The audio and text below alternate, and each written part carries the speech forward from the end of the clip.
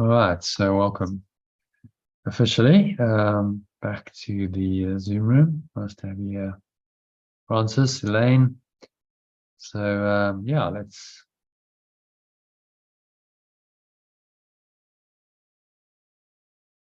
dive into today's teaching, which is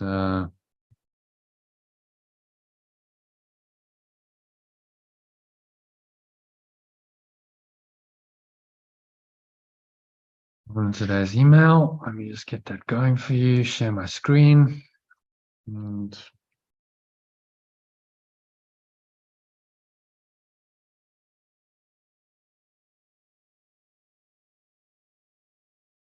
yes,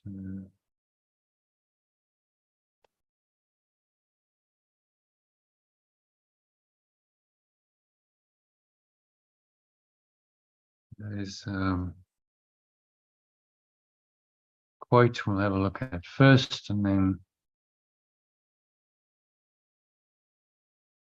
a bit of teaching around that. Okay, so join my screen. Okay, so can you both see that? Yeah. Right. So, oh, what happened?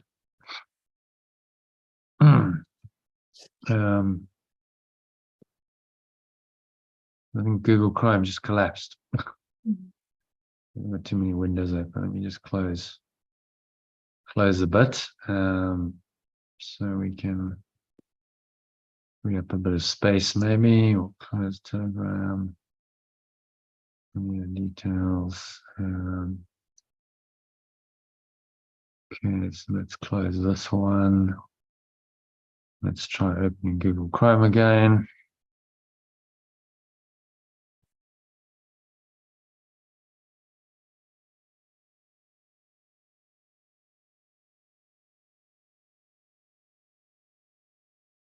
Okay, so hopefully we're stable now. Stable as the ecosystem gets. So if you can read that quote for us, Francis. Okay. Other people are going to find healing in your wounds. Your greatest life messages and your most effective ministry will come out of your deepest hurts. Quite a profound teaching that a guy called Rick Warren is an American pastor. Follows on nicely from yesterday's quote and workbook lesson, which was all about sickness. If you remember, sickness is a defense against the truth. By showing you how your deepest hurts can be transformed into your highest purpose,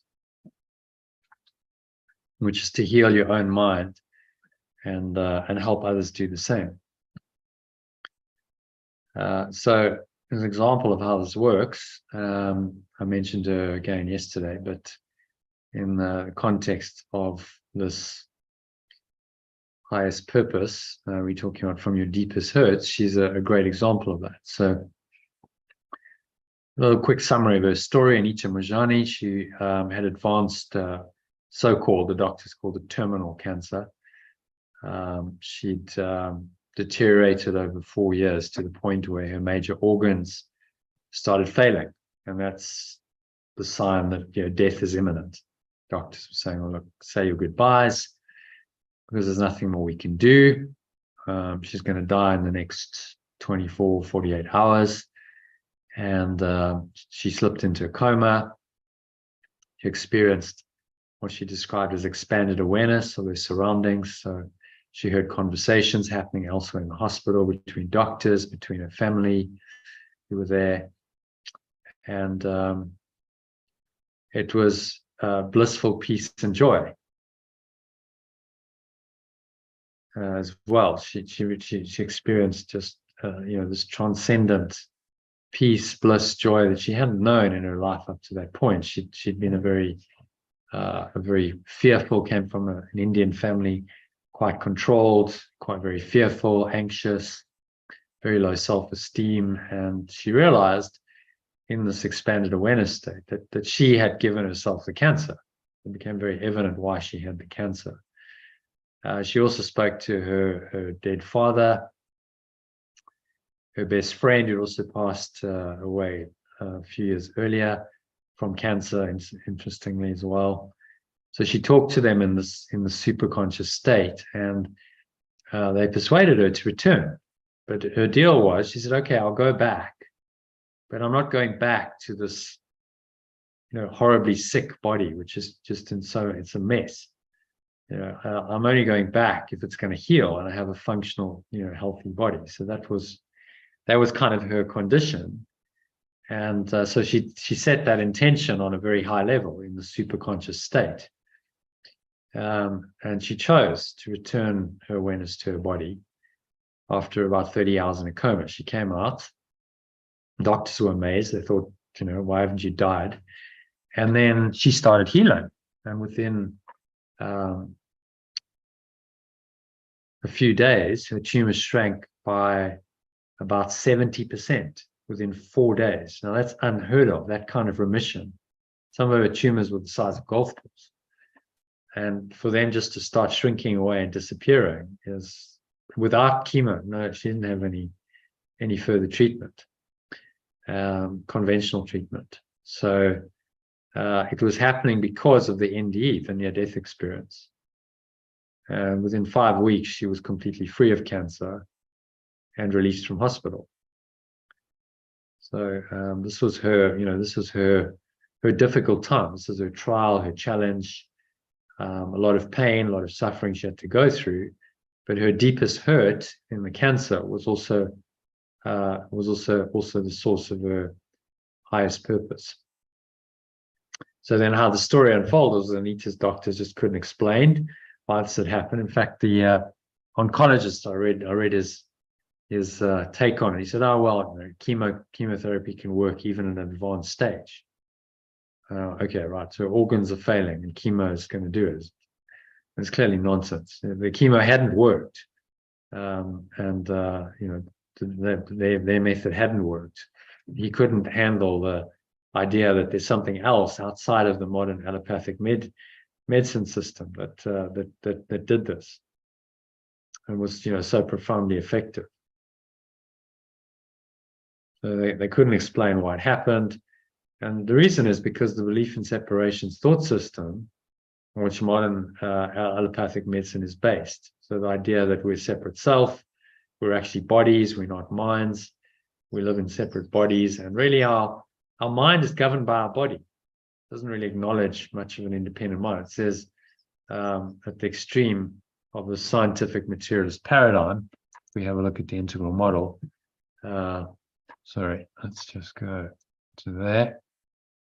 And the extreme of the paradigm says, well, actually, you're not even a mind. Your mind doesn't even exist. And primarily, what's primary reality is this external right-hand quadrant.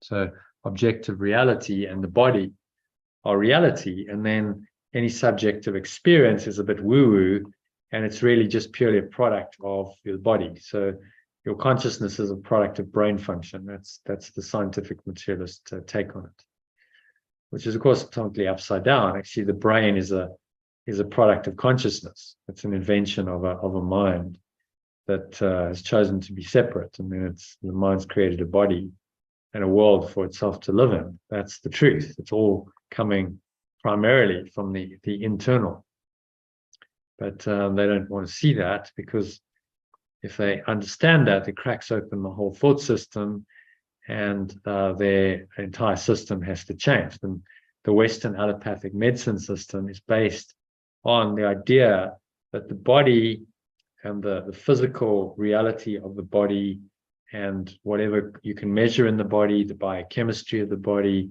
and the organs and the brain and all of these body parts, this is primary reality.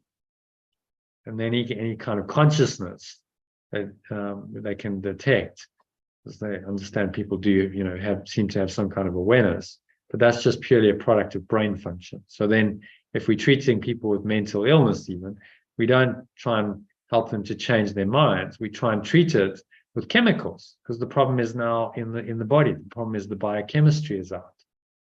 But you see, it's false causation. So the causation is really in the mind. And then that has created the body circumstances. So that's just a diagram of how this works, and explaining why the Western allopathic medical system is so entrenched in our society and is very sticky. It won't just go, even though a lot of its fundamental principle is false.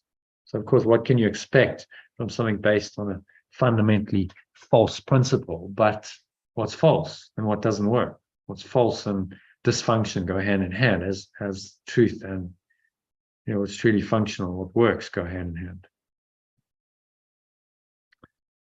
Okay, so does that make sense so far?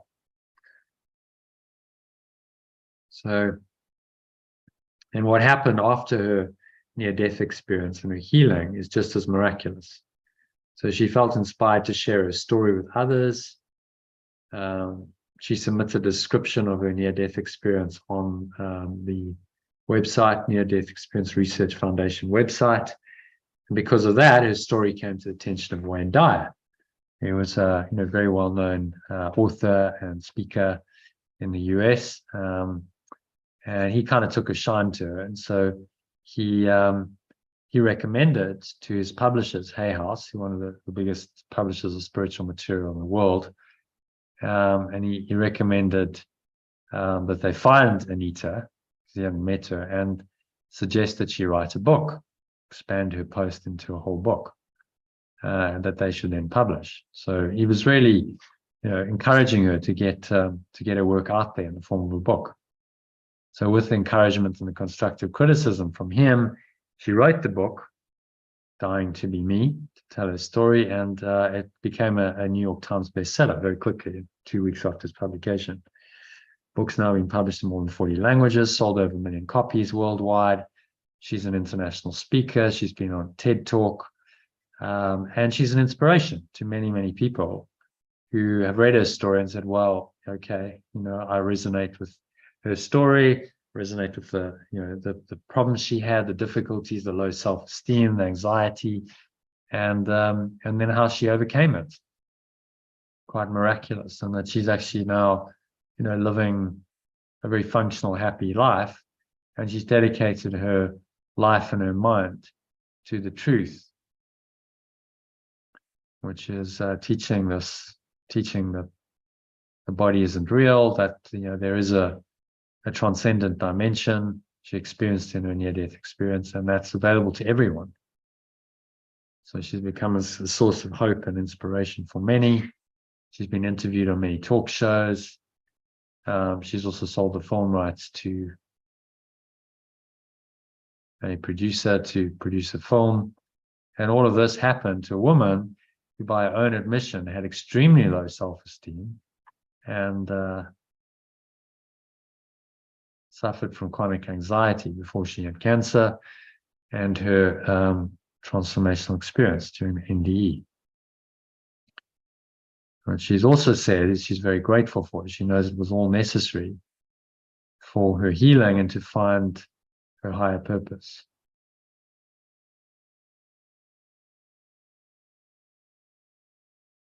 So this is a really good example of how your greatest point of pain can also be your highest purpose, if you will allow it to. If you can let go of your own judgment of and allow the Holy Spirit to use it, then it can be used for the highest good. So here's a summary of the 5 lessons she learned from her experience, which is in this 18-minute TED Talk. If you want to watch the whole talk, it's well worth a listen to. So those 5, Lane, if you can read them in order. Focus on love for yourself and others. Let go of fear. Have a sense of humor, laugh, and allow yourself to feel joy. Life, including its challenges, is a gift.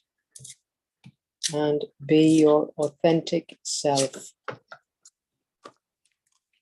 Oh, so pretty simple wisdom, which we've all, as part of this program, the course, these principles are embedded into it. Letting go of fear, yes, well, that's refocusing on letting go of all the time. Focusing on love for yourself and others, well, that only comes when you let go. So, she put it in this order. I would put it, let go of fear, which is just a placeholder for the ego. Let go of that up front. And focus on love for yourself and others can come. You let go of fear, love comes, a sense of humor comes, laughter, joy.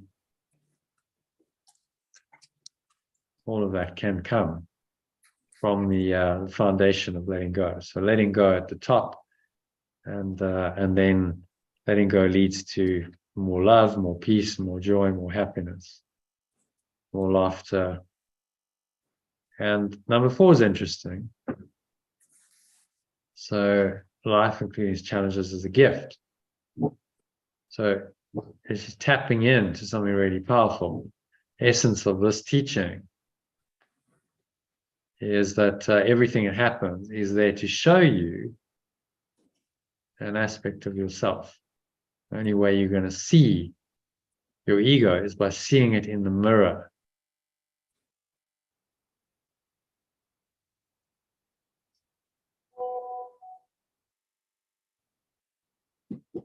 And then all of that leads to be your authentic self. So if you can really let go of fear, you can focus on love, you can appreciate that everything's a gift, then you're being your authentic self, who you really are. Not coming from your programmed, conditioned self anymore. The past, the highest level, is erased. So in a moment, in a holy instant, you're not referencing to the past. The entire red stuff just drops away.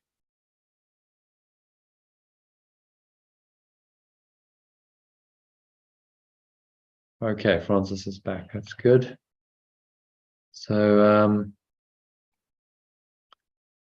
it's worth mentioning that not everyone is open to her message. Not everyone embraces it. Many skeptics have criticized this message. For example, one journalist wrote the following: "These people," he says, no stigma there, "are at the center of a disturbing approach to illness, and cancer in particular. It sees it as a disease to be tackled with the mind and positive thinking. It is a movement which many within the medical establishment believe is dangerous." Wow. So according to this insane logic, it's apparently more dangerous for these now stigmatized people, these people, there's a stigma being created there, to heal and live an inspiring life. Right? So she actually healed. She was on death's door, and this was a miracle. She lived, but apparently this is dangerous. So it would have been safer for her to just die. Or safer for what? Safer for the ego's thought system, of course. Clearly, it's a nonsensical argument designed just to undermine the validity of an alternative approach to treating cancer that may diminish the super profits the medical industry makes from it. But then don't expect those who steadfastly believe in and profit from the ego's thought system of sickness and death to support you in your efforts to undo it. That would be very foolish to expect the ego to suddenly jump on board and say, "Oh yes, well of course, so we've been wrong all along. We've built a $1 trillion industry based on this thought system, but no, we're wrong and you're right." Of course, they're not going to say that. It's a very deeply entrenched thought system. So instead, expect resistance and criticism, but pay no attention to it, because you realize that the Holy Spirit, or remembrance of perfect love, will help you rise above it and work miracles, and when our alternative language make corrections, despite this apparent opposition. In fact, you have a higher purpose in this world precisely because so many people believe in the limitations of the ego story. And the world needs miracle workers or correction makers like you to shine the awareness of truth into that darkness or limited awareness and liberate them from their fear. So therefore be glad that you have this mighty function in this world, that all your suffering, trials, and challenges are exactly what you need to find and fulfill it. Right? It's designed to awaken you to the truth of who you really are, so that you can teach that truth through your words and your actions. And that becomes then your higher purpose. Your higher purpose is always about living in the truth and expressing the truth, whether you do that directly, maybe you become a spiritual teacher or a healer, or maybe it's more indirect. Maybe you become a sportsman or an artist or a musician, but your work and your performances are inspired by the Spirit. So, it's what you're doing is an expression, a manifestation of the Spirit, which is just pure formless awareness in action. So if you'd like to hear more of Anita's story, really encourage you to watch that 18-minute TED Talk that I've posted in today's email. You're getting my emails, by the way, Francis. Just wanted to check. I think you always did, but did you get this one? Okay, good. So and then if you want to read her ebook, you can download it and read it for free. So that brings us to today's lesson, which is quite related. So yeah, before we move on to the lesson, any comments, questions, thoughts on any of that teaching, on the principles involved? Doesn't make sense to you? Think it's applicable to your life? Finding your higher purpose, and you see how your higher purpose will unfold from your greatest challenge. This is how it works. There's Christine joining us. So go to that point of greatest pain in your life. Think what's hurt you the most. And really look at it, and then you will see in that, you'll see the seed of your highest purpose. And out of that, you may then start getting clarity about the way forward and what to do on a level of form, guided by this higher purpose. And Francis, if you like a one-on-one, I can guide you through. I've got a great process we do as part of the Art of Letting Go course. I can take you through it to help you to clarify it, so that if you can find that purpose and you can tap into it daily, then you wake up inspired. Yeah. You have a true purpose then. Mm-hmm.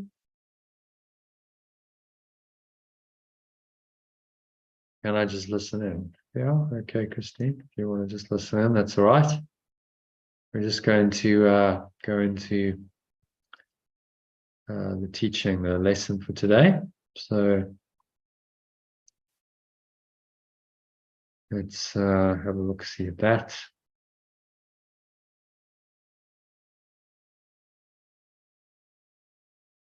Lesson 137. Okay, so I'm recording this. So let's have a look at today's lesson, 137. Let's go to the top. When I'm healed. You want to read that, Francis? When I am healed, I am not healed alone. It was a very comforting thought, but we're all connected. No one's in and apart, by themselves. So when I heal, I'm not healed alone. I bring the benefits of healing to others. Mm-hmm. Seemingly very straightforward. When I'm healed, I am not healed alone. Very comforting, reassuring. But as usual, there's quite a lot to unpack. He takes one simple idea and then he gives us paragraphs of commentary on it to help us really unpack and flesh out the idea and start to connect the dots. You've seen what he's doing with the course's teachings. It's about connecting the dots into a cohesive thought system. Mm-hmm. So let's see what he has to say in the rest. So if you want to read number 1, for us, there's not much to translate. Just salvation becomes awakening. So read it in the alternative, Francis. Today's idea remains the central thought on which awakening rests. For healing is the opposite of all the world's ideas, which dwell on sickness and separate states. Sickness is a retreat from others and a blocking of joining. It becomes a door that closes on a separate self, that keeps it isolated and alone. Okay, so what's he saying here in summary? Yeah, that when we're sick, we just feel isolated, keeps you isolated, alone, separate. And that is its purpose. Sickness is designed to make you seemingly an individual person in a body now, separate from everyone else who's not sick. I'm unique, special individual, especially hurt, especially suffering, a special victim, but that'll do for the ego. It doesn't matter as long as you're special. That's its unholy purpose. The door that closes on a separate self, it keeps it isolated and alone. Retreat from others and the blocking of joining.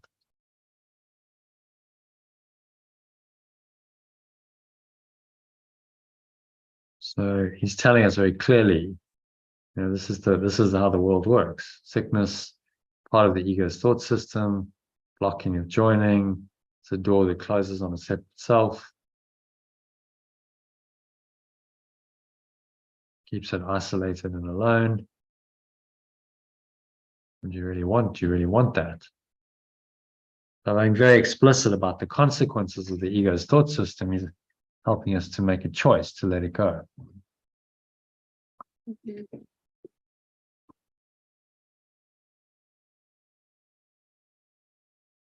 Okay. So happy with that one? Yeah. You want to summarize that in your own words? What's he saying? Just what you said, yeah. Just that sickness makes us feel very alone. Like anything does, anything like the pains and the sufferings that we go through makes you feel very isolated and alone. I do find like no matter what kind of struggles you go through, if you don't reach out and get support for it, which in our very nature to do, normally we hide it, we hide ourselves, hide our struggles, and and that's where I've often found being a voice kind of helps, because if one person's like, oh, someone else is going through this, it's connecting, it's the opposite. And that's what being the light of the world really is, isn't it? It's to say, I go through this as well, and you're not alone. And then people find comfort in that, because no matter what our struggles is, I think we feel very alone in them a lot. Which is the ego's illusion. It's trying to make us feel alone. Yeah. Separated from others and from our source. So making it very clear, and then he carries on in this vein. Number 2, sickness is isolation. So the relationship between sickness and separation is being made very explicit here. so that we recognize it for what it is. Elaine, if you want to read number 2 for us, please. Sickness is isolation, or it seems to keep oneself apart from all the rest, to suffer what the others do not feel. It gives the body final power to make the separation real and keep the mind in solitary prison, split apart and held in pieces by a solid wall of sickened flesh that it cannot surmount. Yeah. And what's he saying there? Well, we're in this flesh of, flesh, well, a wall of flesh, and it's a prison. And while we're in this solitary prison, well, we feel terrible. We feel very apart. We feel very alone, very isolated. Not a pleasant place to be.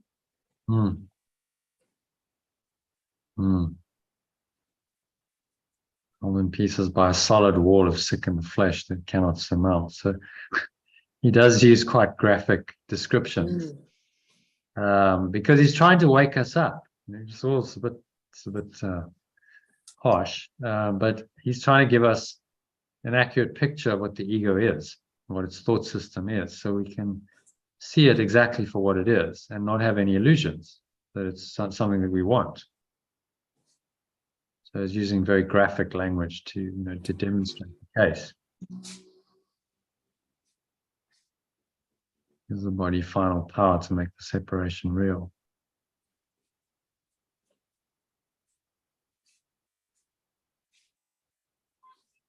So all part of the thought system of isolation, separation, deprivation, and sickness seems to make all of that real. So the ego is very invested in sickness for that reason. Ego, remember, is just the belief in separation. So sickness is a primary manifestation of and weapon in its desire, its belief to be a separate self. So it cherishes it. Look at the COVID pandemic. If you look at it from this perspective, you see that it was just a sickness system. It was part of, look at the isolation that it caused. Everyone felt isolated, alone. That was the ego's doing, trying to make people feel alone, separate. And then, in counter to that, many people joined. There was a sort of a sense of community. It was the antidote to that isolation. Even if they couldn't, physically meet and touch each other, there was a joining, and people would come out on their balconies, and they would kind of join in spirit as the antidote to that sense of isolation that the ego was seeking to impose through the sickness, and seemingly justified by the sickness. Oh, well, we need to be isolated to prevent the spread of this disease. But actually, the real problem, the real disease, the virus was the idea of separation. The ego's thought system was the virus.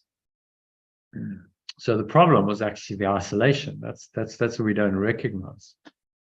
Sickness is a symptom of that. The problem is separation. It's just our job to see that any system based on separation is untrue, and that must be undone in our minds and in our awareness.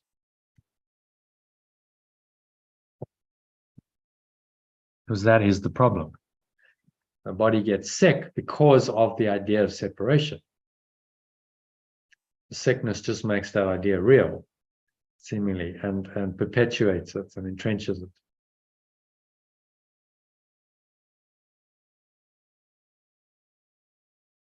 Okay, so what's he saying there, number 2, right?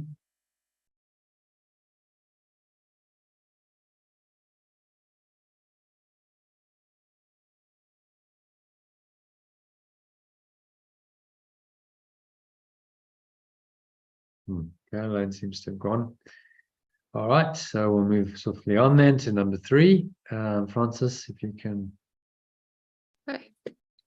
The world obeys the laws that sickness serves, but healing operates apart from them. It is impossible that anyone be healed alone. In sickness, everyone must be apart and separate. But healing is their own decision to be one again and to accept themselves with all its parts intact and unassailed. In sickness, the self does appear to be dismembered, and without the unity that gives it life. But healing is accomplished as it perceives the body has no power to attack the universal oneness of pure love's extension.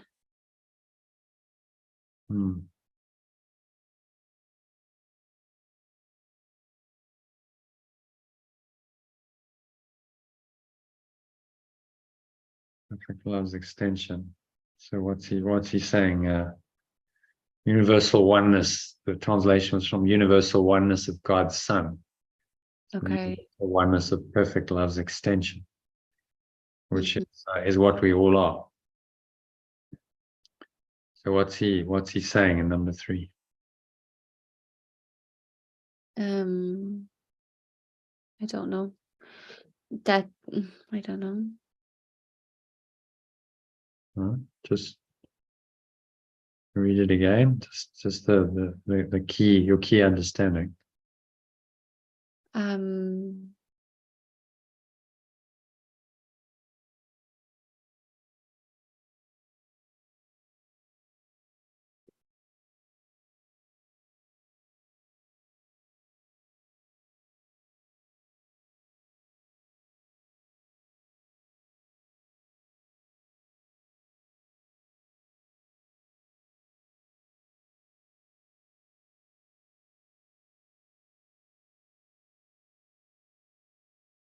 So, like, who is he talking about healing? It's each person who is sick. Healing is their own decision to be one again. Yeah, everyone. I've translated. He's using the he, so we're trying to avoid, masculine.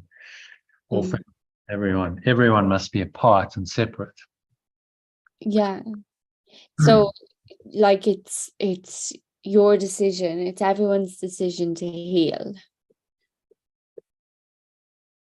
To be one again. Yeah, the decision to heal comes from the same root word as whole. It's the decision to become one again in your awareness. Okay. Healing is to be one again and to accept their self with all its parts intact and unassailed. Okay, so there's no fragmentation. I am one awareness. Healing says I'm one awareness. I don't have a split mind. I don't have that split we were talking about. Yeah. Okay. It's my own decision to be that, to be one again. It must come from within. You have to decide, yes, I want to be one again. I want a healed mind. I want peace. I want one self. I don't want to be two selves. I want clarity. I want peace, the peace of mind that comes from identifying myself as only one self.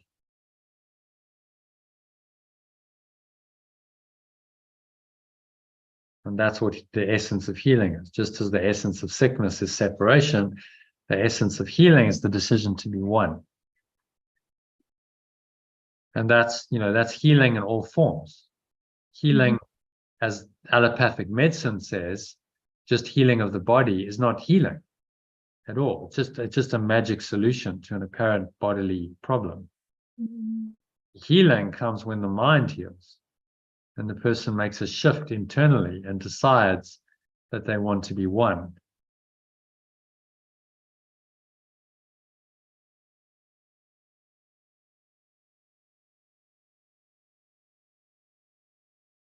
Okay, what else is he saying in there?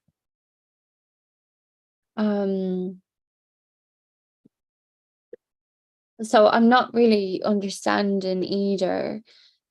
The healing is accomplished when they perceive the body has no power to attack the universal oneness.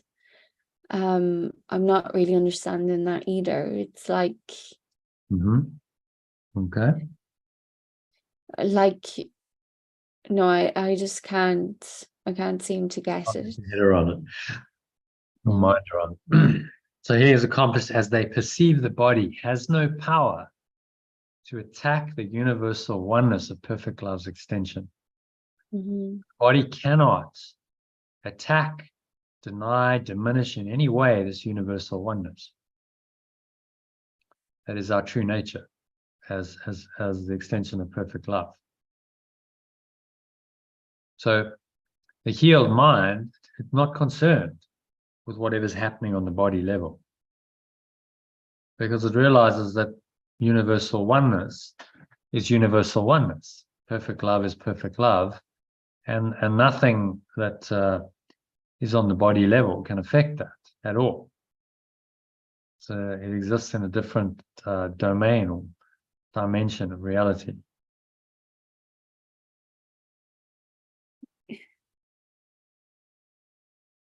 So deny the ability of the body and the ego's use of the misuse of the body as sickness to affect them.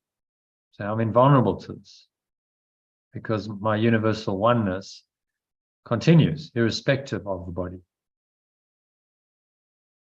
So is it saying like if you're sick, to take your attention away from the body and to just work on your thoughts or work on your mind or work on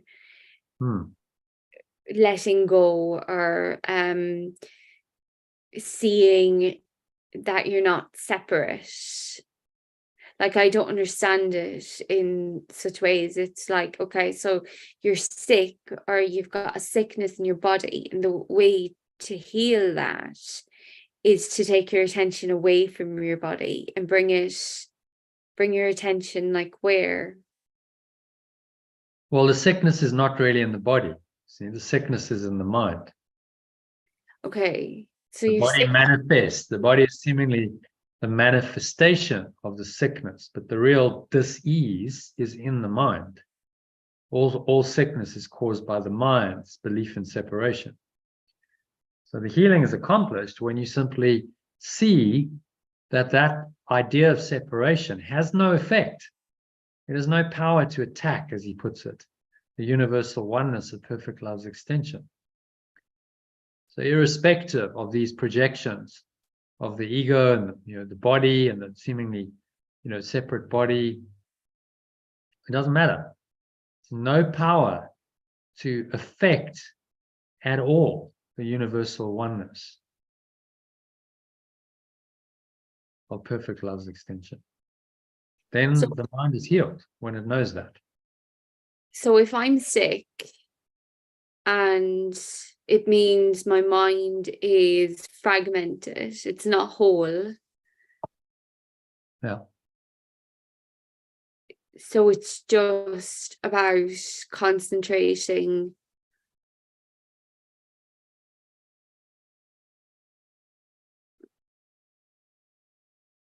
on the oneness. Your healing is in oneness. So instead of focusing on what do most people do when they apparently sick, is they focus on the body, don't they? Yeah. Oh, well, I've got body symptoms. I need to go to a doctor. I need to take whatever it is, a pill, get some treatment, go to the pharmacist, get whatever. And it's all about the body. Okay, my body is sick. They're not looking deeper than that body level and saying, but actually, what's the cause of this? Causation lies in the mind. It's not outside of me. So it's not really caused by a cold or a flu or a virus or a bacteria. That's false causation. It's really caused by my mind's belief in separation and the misuse of the body in the service of that belief. That's the cause of my sickness. And once you can see that, then the healing becomes obvious. The way to heal it becomes obvious. Okay, well, causes the idea of separation, and I'm believing I'm separate from other people, and I'm alone in my body. Okay, well, don't think those thoughts. Don't focus on that. So don't focus on healing the body. Focus on going into the universal oneness of perfect love's extension, which lies in your own mind. And to reference it back to our example earlier of Anita Moorjani, the reason she healed so profoundly was she went into that universal oneness and she experienced it directly. A near-death experience. And that universal oneness brought in such powerful life energy back into her body and her energy system, that the cancer couldn't sustain against that. It just healed. And they didn't have to kill those cells. Those cells righted themselves. The cancer cells became healthy cells. Quite extraordinary how, suddenly the mind changes, the energy changes, and then on the physical level, those cells change. They change their fundamental nature from destructive to healthy living cells. And that happened because she went into the universal oneness and she had a profound life-changing shift there of awareness. Like, okay, this is actually the truth. This universal oneness is the truth. And I've just been missing that my whole life, but I see it now and I've experienced it firsthand. So I know that this is true because of my experience. And then seeing that, the body, there is no need for the body to be sick then. Absolutely no need.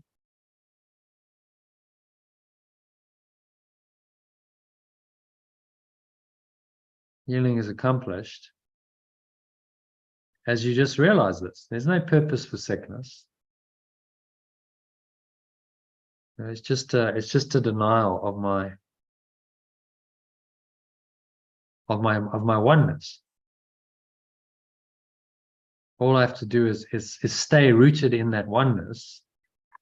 And if I'm really in that, and there's this field of love and peace and joy, then that is powerfully healing. Disease heals in that field of oneness. As we've seen, Anita Moorjani, great example. Okay, she was in a bad physical way. Doctors are saying there's no way she's coming back from this because her organs are shutting down. And yet that when she enters that powerful field of oneness, the effect on the body is so profound and transformational that it heals it. From all that mess gets cleaned up and her body becomes healthy again. Shows you there's no order of difficulty in miracles. This life essence is so powerful that it can transform any disease. Look at Yeshua's resurrection. It can even bring back a body that's been dead for a couple of days, and it can bring it back to life. It's that powerful. It's the essence of life itself. The life essence that infuses every cell with it gives it life.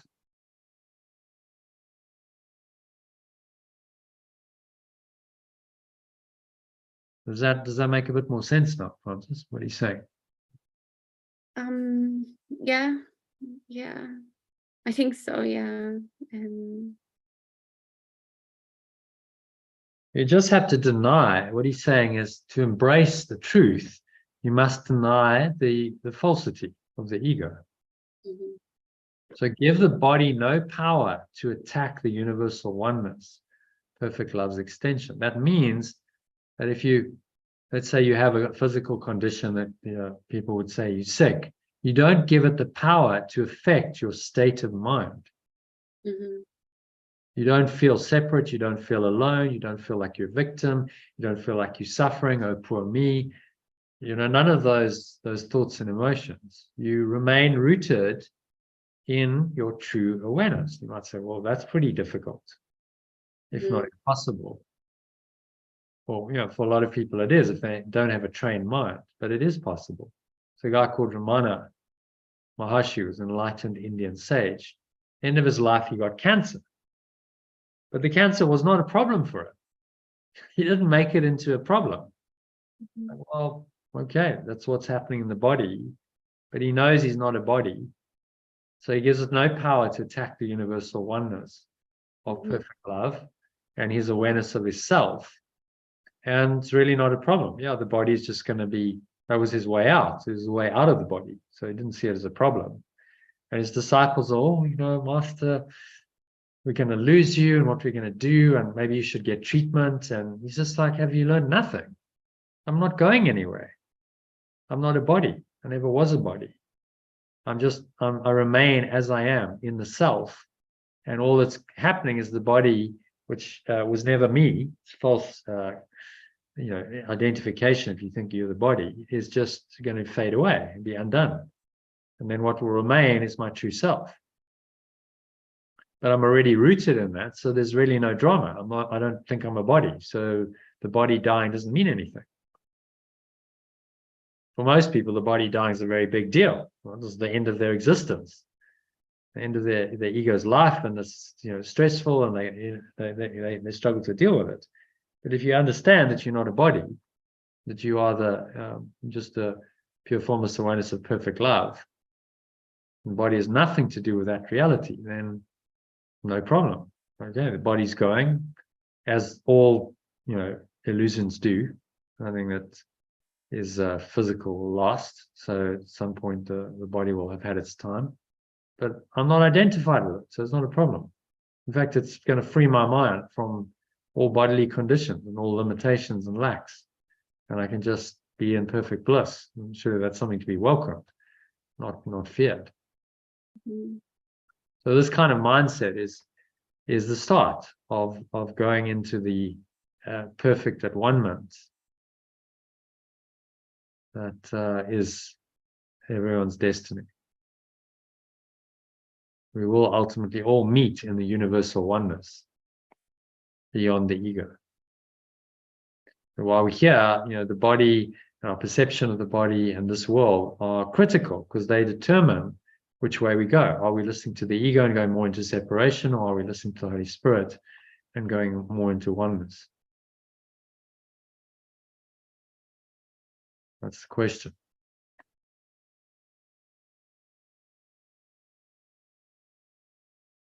Okay, so happy with that? Mm-hmm. Hopefully it makes some sense. Does that make sense, Francis? Mm-hmm. Good. Okay, so on to number 4 then. Elaine, are you back? Yep. Sickness is my attempt to prove that lies must be the truth. That lies must be the truth. Mm-hmm. Lies? Sickness is an attempt to prove that lies must be the truth. Oh, I see, yes, now got Lies. it. Yeah. Lies. Yeah. Plural, Yeah. plural, lie. Tell a lie. Lies must be the truth. Yeah, got it. And but healing demonstrates that only truth is true. The separation sickness wants to impose has never really happened. To be healed is merely to accept what always was the simple truth and always will remain exactly as it has forever been. Yet eyes accustomed to illusions must be shown that what they look upon is false. Could you, yeah.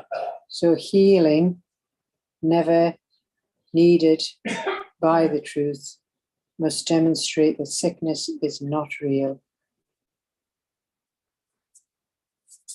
Yeah, so what's he saying there? Well, sickness is trying to make a liar out of the truth. But yes. healing demonstrate that the truth is true.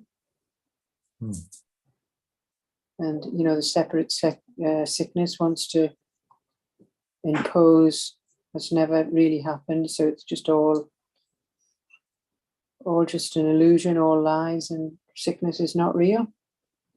If you, well, as long as you don't believe in it, then you choose the truth. Yeah. So, well said.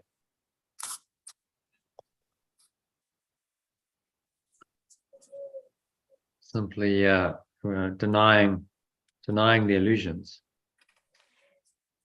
Those accustomed to illusions must be shown that what they perceive is false.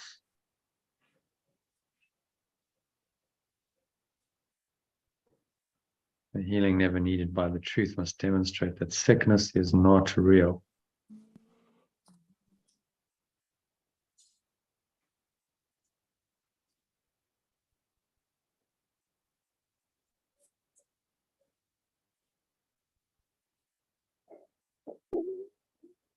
And that's all it is. It's not real. Healing is the denial of sickness in all its forms.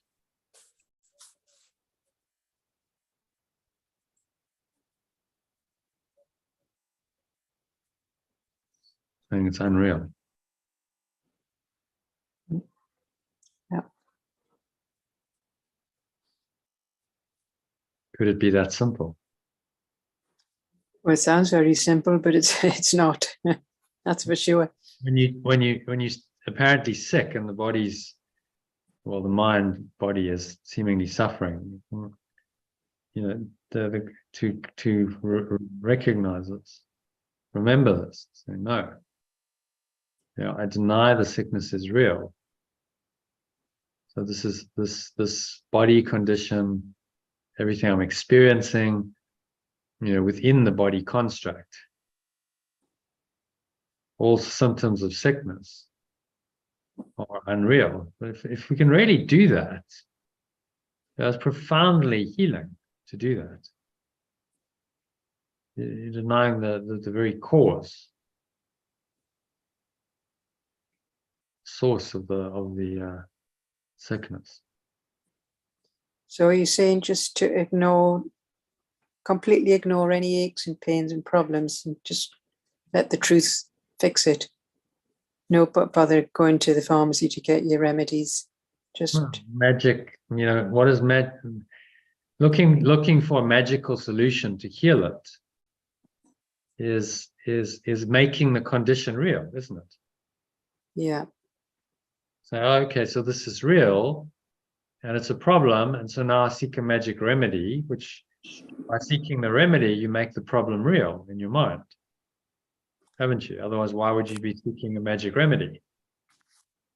The mind boggles again, because the ringworm's back. You know, the ringworm that I was talking about 2 or 3 months ago, it's back again. It's back. Okay. And so we're all getting remedies to help. So, but the thing with that is it's highly contagious. So would you say that you just tell the cats to think of the truth? Oh, well, you know, on the level of form, you might do what you need to do. Okay, go get the stuff and use it. But don't be fooled into believing that this is all truth and reality. You know, while you're doing that, you're doing it because, okay, the cats can't necessarily change their mind. As far as we know, animals can't practice this kind of healing, but you can. So, you know, in your own mind, you remain clear, you remain unaffected by this. There's no fear, there's no drama. You know, your true self is not affected by the appearance of sickness at all. Even while you do what's required on the level of form. Right, yeah. To be, you know, helpful, truly helpful on the level of form to those animals that you don't want them to suffer. But don't buy into it mentally and emotionally yourself. And that's Can you deny sickness on the level of mind and then still do what's required on the level of form? Yes, that is possible.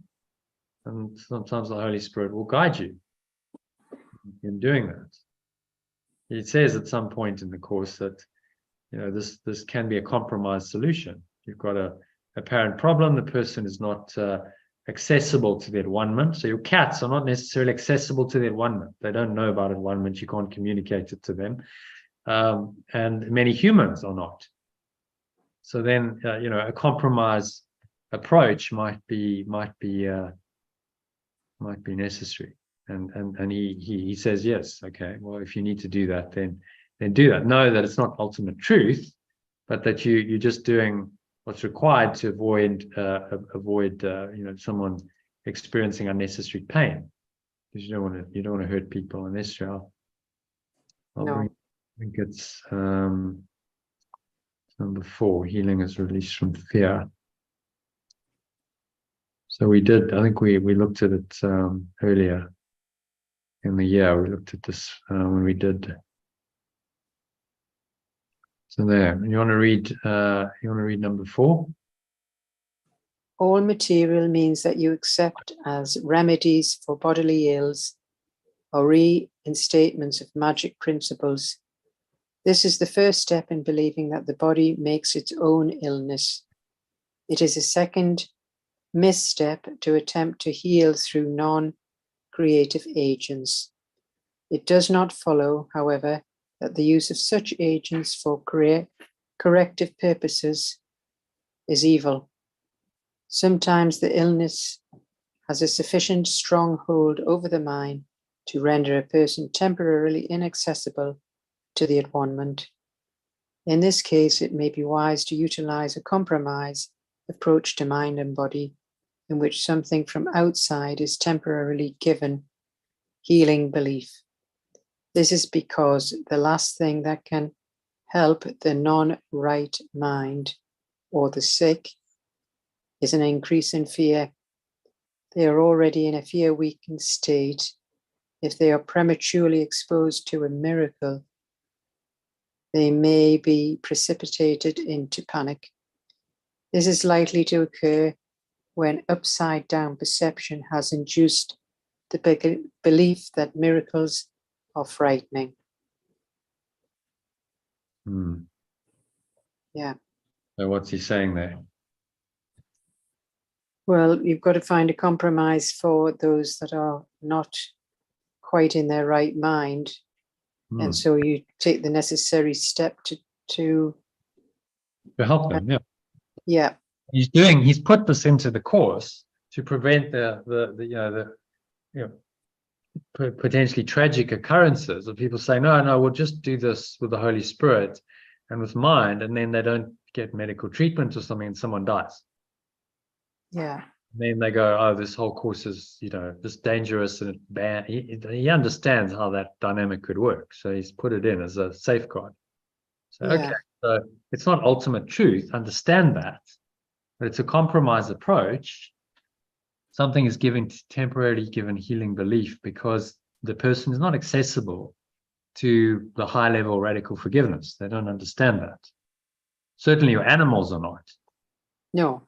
Yeah. I don't understand that. So this would apply to them. It would apply to your husband. It would apply to anyone who's not, immersed in this kind of thinking. So you might say, okay, well, let's do what we have to do to be helpful. But let me not believe that this is all real in the doing of it. Let me remember the truth that all sickness is just false. It's a projection of the ego's thought system of separation. And by seeking magic remedies, that's not the ultimate remedy. The ultimate remedy is to let go of the idea of separation, the belief in separation. That's the true healing. Yeah. And so you don't need magic to do that. Yeah. So you can do this purely on a mind level. And as we saw with Anita Moorjani, there's nothing the mind can't do. It's so extraordinarily powerful. It can heal any condition. It can heal terminal cancer with organs failing and shutting down. If it can bring Yeshua's dead body back to life, there's nothing it can't do. There's no order of difficulty in miracles, but you have to be open to that. Otherwise, it can't happen. If you're still blocked and you don't believe, then the compromise approach might be necessary. So he cuts us. This is one area of the course. He cuts a little bit of slack, he doesn't normally do. He doesn't give the ego any leeway, does he? Normally. No. But he's done this for a very good reason, because he knows that if he said no compromise, a whole lot of people might apply that and people would get hurt. And people might get sicker, and some people might die.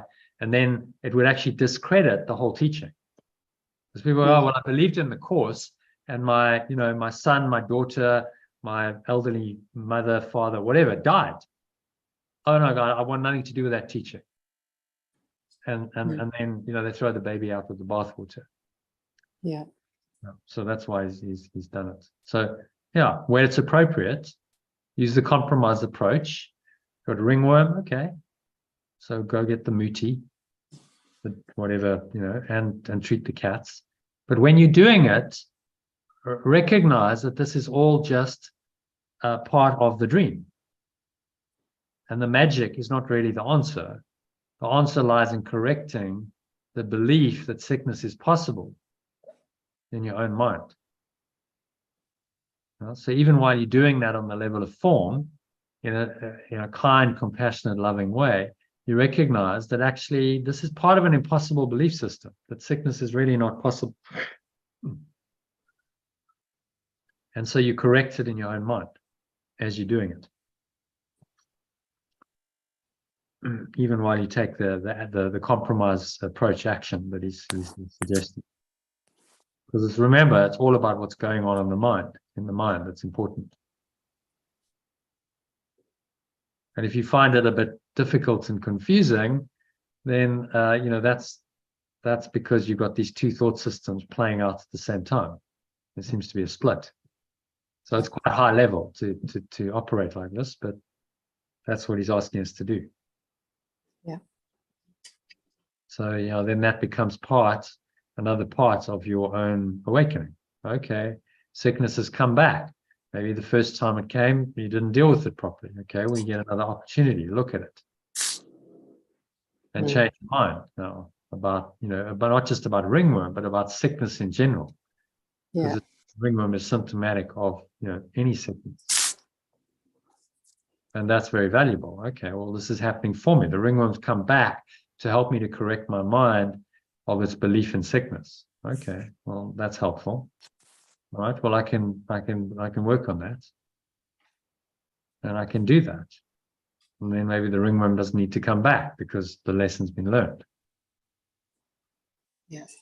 So is that helpful? Yes, that's very clear. So you do the correction on the mind level, even while you might take a compromise approach. If that's, again, ask for guidance. Don't just compromise because, oh, well, he's given me the option to, so I'll just do it. He's saying, no, do it if it's required. But if you are, let's say it's just you, if you are accessible to that 1 month because you understand this, then, okay, you don't have to do it. You can heal it with your mind. And then maybe you do that. So it's just not real. When I supposedly had COVID last year, it was just, I didn't make it real. It's like, okay, whatever. I'm not really going to dwell on this. I'm not interested. I'm just going to carry on. And I carried on running sessions, and I was walking dogs, and there was 1 or 2 days where I just felt a bit, suboptimal. But I didn't honor it. I didn't give it the power to affect me. And it just went quite quickly. It just came and it went, and it left. Because it had no sticking point, you see. It sticks in people's minds when they go, oh my God, I've got COVID, that's so serious, it's terrible, I've got to treat it. All the doctors say it's going to be at least 3 weeks. In fact, I know someone who's been down for 2 months. Oh my God, this is terrible.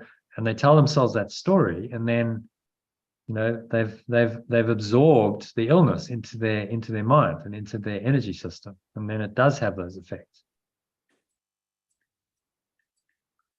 So your belief is critical in the healing process, and how you view it will determine, even if you supposedly have a condition, how that's going to play out. Does it just come and go very quickly and it leaves, or does it linger? And that depends on the mind. And some people, they're always sick. It lingers. Why? Because there's a propensity for it. The mind is sick. And so then the body, manifests that sick condition of the mind. And until they heal their mind, the sickness in form will continue. No amount of magic remedies will help. They need fundamentally a change of mind.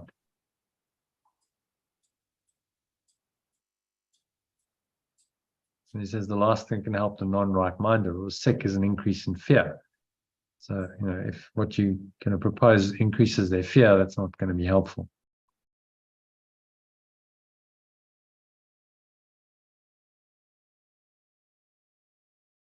Okay, so bit of a digression, but useful one, because you had that question, so I wanted to show you that. And you got that situation you're dealing with. So now do you have clarity on how to deal with it? Yes. Good. I do. Okay, so number 5 then, moving swiftly on. I think it's Francis again. If you can read number 5 in the alternative for us. Therefore, healing might be called a counter dream that cancels out the dream of sickness in the name of truth, but not in truth itself. Just as letting go overlooks all sins that were ever committed, healing removes only illusions that have not occurred. Just as the real world will arise to take the place of what has never been at all, healing offers only restitution for imagined states and false ideas that dreams embroider into pictures of the truth. Okay, so what's he saying there? Does that make any sense to you?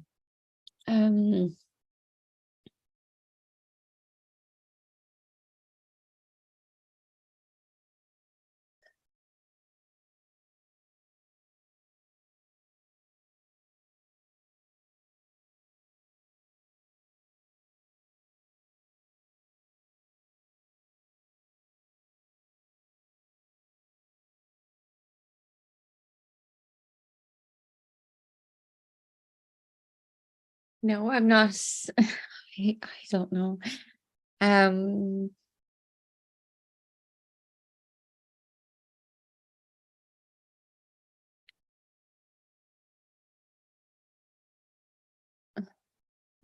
not sure. All I am like, it's just replacing one picture with a different picture. It's Well, it's never really happened. So what he's saying here is, let's go back to the diagram. It might be helpful. We look at the descent into hell diagram. What he's saying is that the idea of separation and all of its consequences has never really happened. Yeah.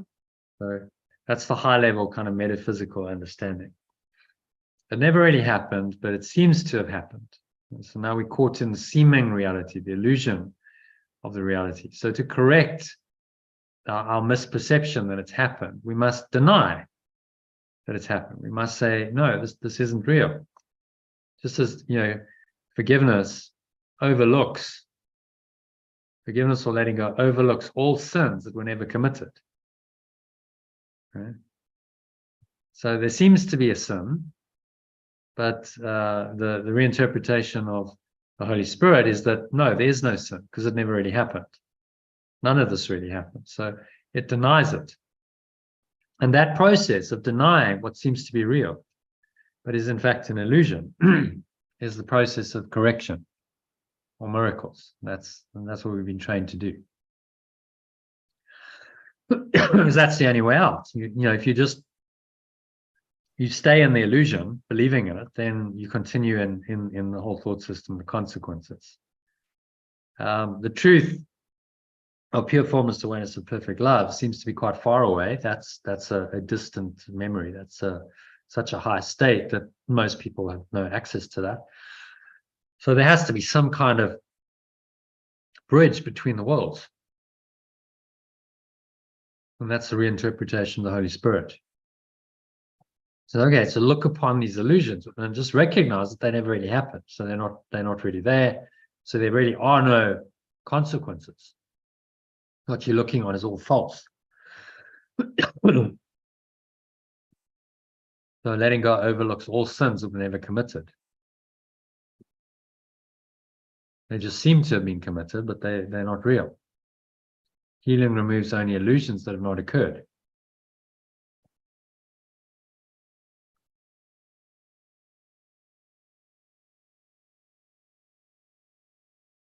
Healing offers restitution for imagined states and false ideas, dreams embroidered into pictures of the truth,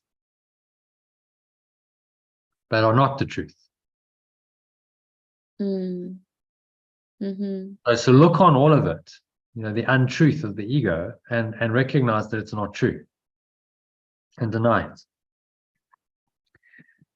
And that then cancels it out, as he says. This is like a dream that cancels out the dream of sickness in the name of truth.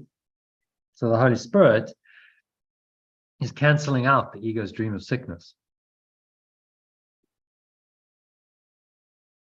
and restoring your mind to the truth by denying all of its effects. So if you deny every effect of separation, well, there seems to be guilt and sin, someone's behaving badly, and there's false expectations, and there's fear, and whatever it is.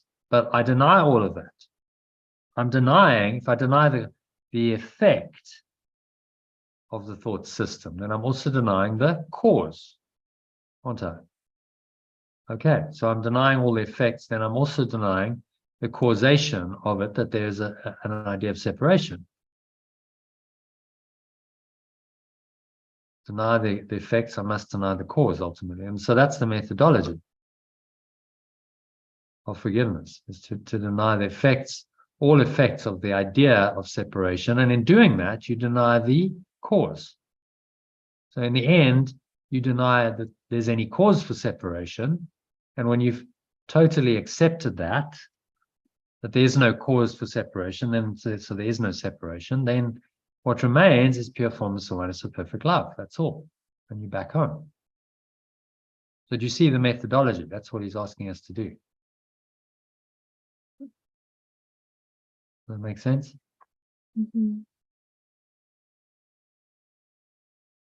So we must look on what's never happened and simply deny it to acknowledge the reality that it never happened. The egos, will try and make it real in our minds. Tell us that, yes, it has happened. But, you can't reconcile those two thought systems. They're completely at odds. The one says it's all real and it's happened and it has real consequences that are potentially very fearful and very upsetting and very damaging. And the other one says, no, none of it ever happened. So just deny it.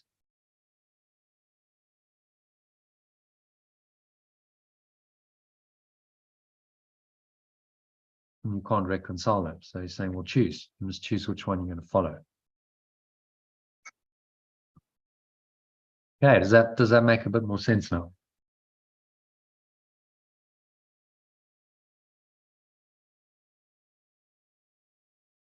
Francis?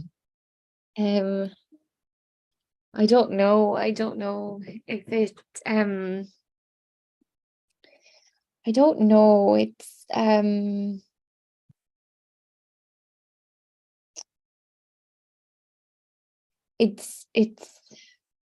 I don't know if it's like hugely different from what I do, or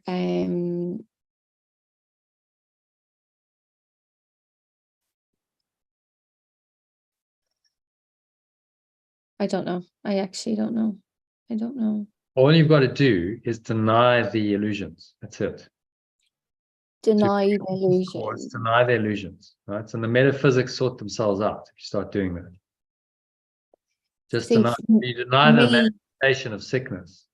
You see someone who's sick, you say, no, that's not true. What I'm seeing is a dream here. It's an illusion.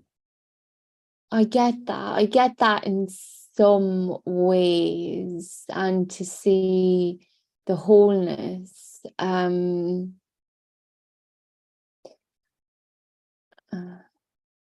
But it still kind of goes a bit against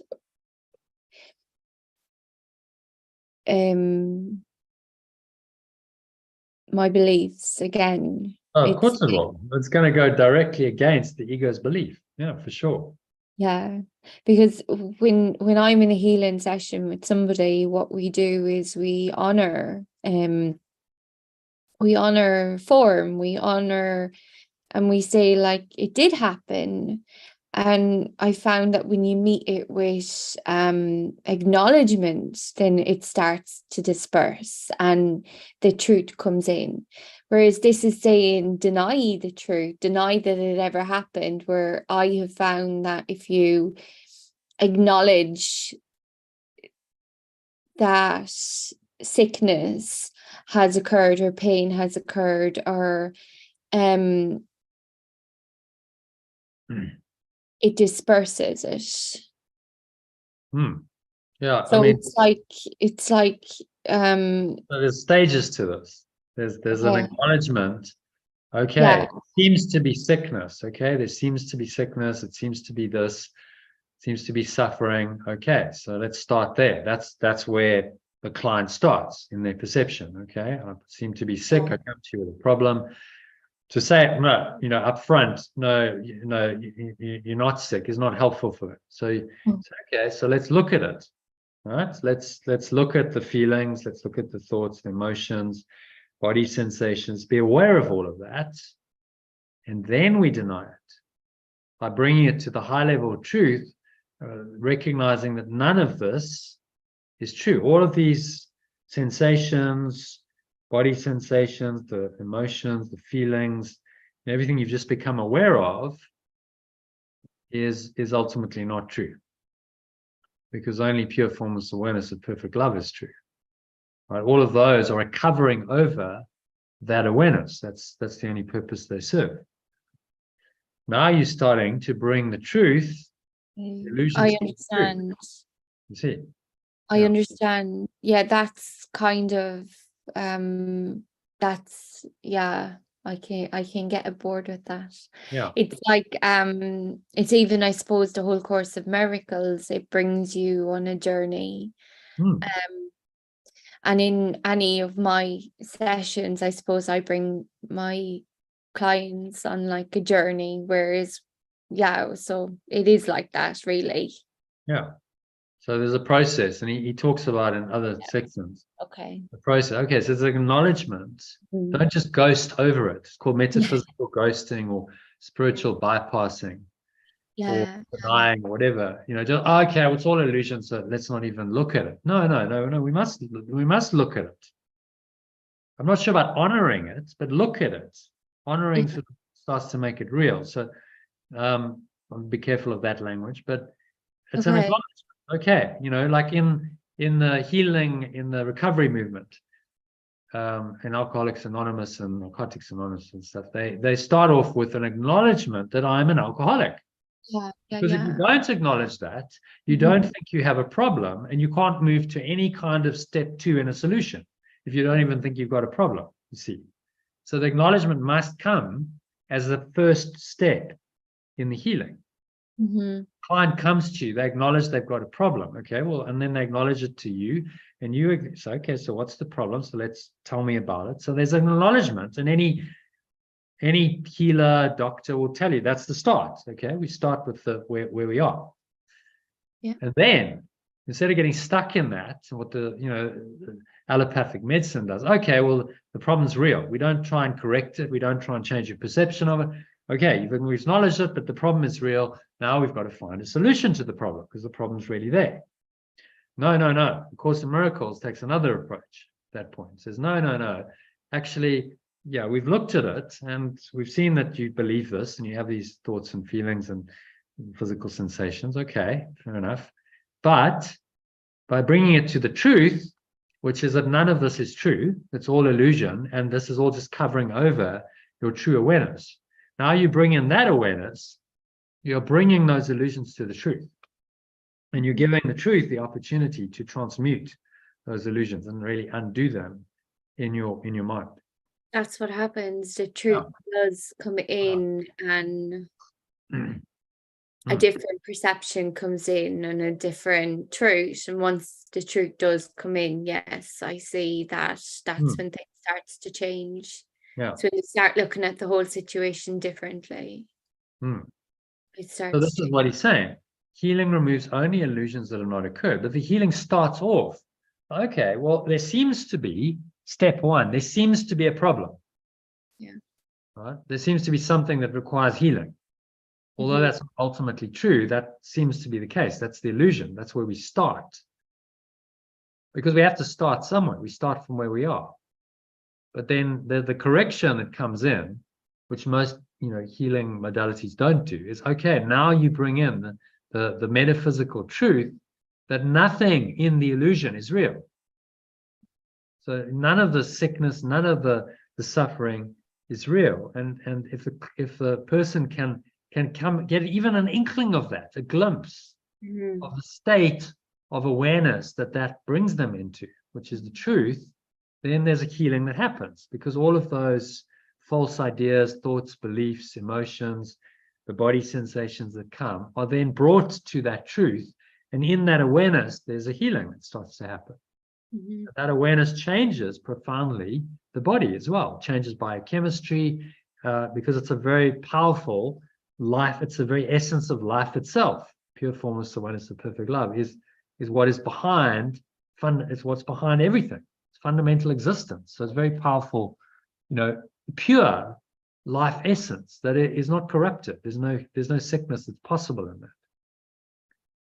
And then you bring that in, and then it starts to, on the physical level, it starts to undo whatever the conditions and release it, and the body starts to heal. This miraculous way, governed by the mind, because it's all a mental projection, all of it.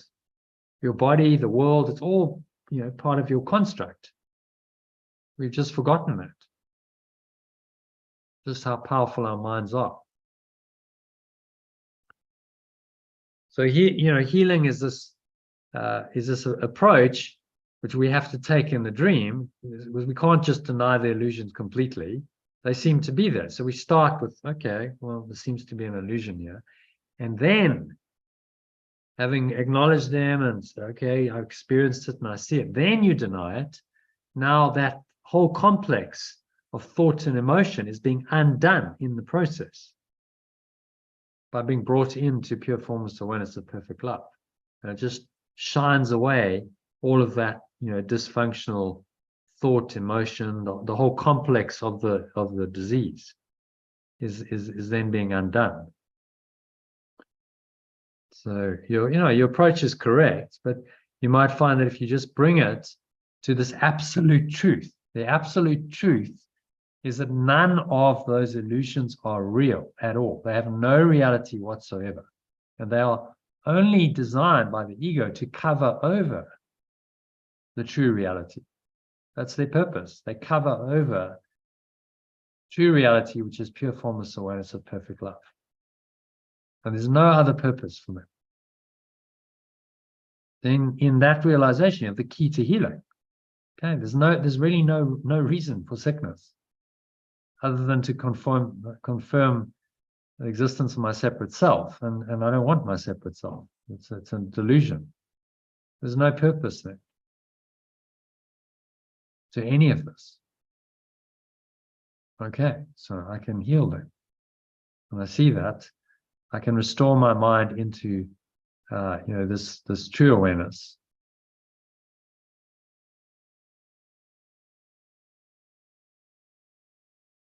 And the body will follow suit. So Christine's saying, excellent session. Experience with healing is the same as Francis, and you explained the final step of acceptance of perfect love. Yeah, well, thanks, Christine, for that comment. I might just save that. It's a lovely comment. So it's this is the essence. You're getting down to the very core of the teachings. And this is the essence of it. that we have to learn. And this is why we practice and we we do the mind training, because we have to learn how to apply the truth to the the apparent illusions. We have to learn this, how to heal. That's why it's called a Course in Miracles and not a Course in Love, because the miracles imply that there's something that needs a miracle, doesn't it? It requires there's a need. It's not all just pure formless awareness. There's a seeming problem or need in this world, and then the truth will meet that need if we bring the need to the truth, and we allow the need, the problem, to dissolve in the truth. Oh, I seem to have this physical condition. I acknowledge it, I experience it. Okay, but in truth, actually, there's only this pure formless awareness of perfect love, which is always there. It's in my mind, and this sickness is just covering that over. That's its only purpose. Okay. Well, when I realize that, I can start to access that pure formless awareness, and then the illusion dissipates. As soon as you're in that awareness, there's no the illusion can't continue. So you're bringing the illusions to the truth and allowing them to be undone.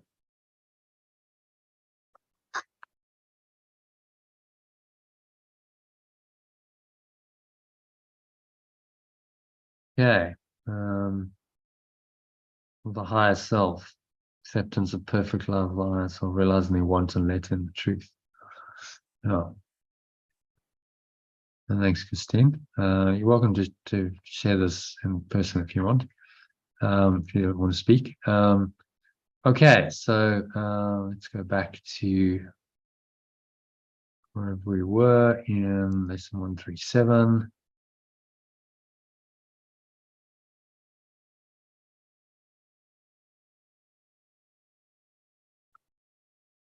Okay, so healing is a counter dream, and healing is the process of bringing the truth into the illusion and letting that truth just undo the illusions.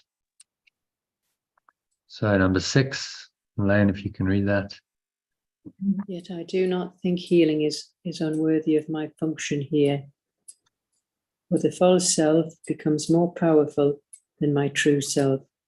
When I dream the world is real, the body seems to be more solid and more stable than my mind, and love becomes a dream, while fear remains the one reality that can be perceived, justified, and fully understood.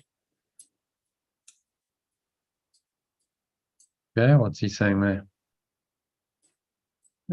Well, a lot of us are in the wrong mind. We're in the mind of fear, and we see the body as solid and more stable than our mind, and love just becomes a dream, while fear remains the main reality to be justified and fully understood.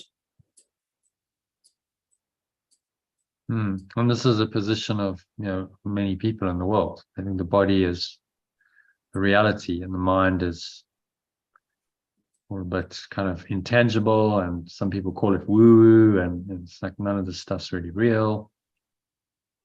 And then love becomes the dream, and fear remains the one reality that can be perceived, justified, and fully understood. And in this way, the fear seems to be the dominant thought and emotion.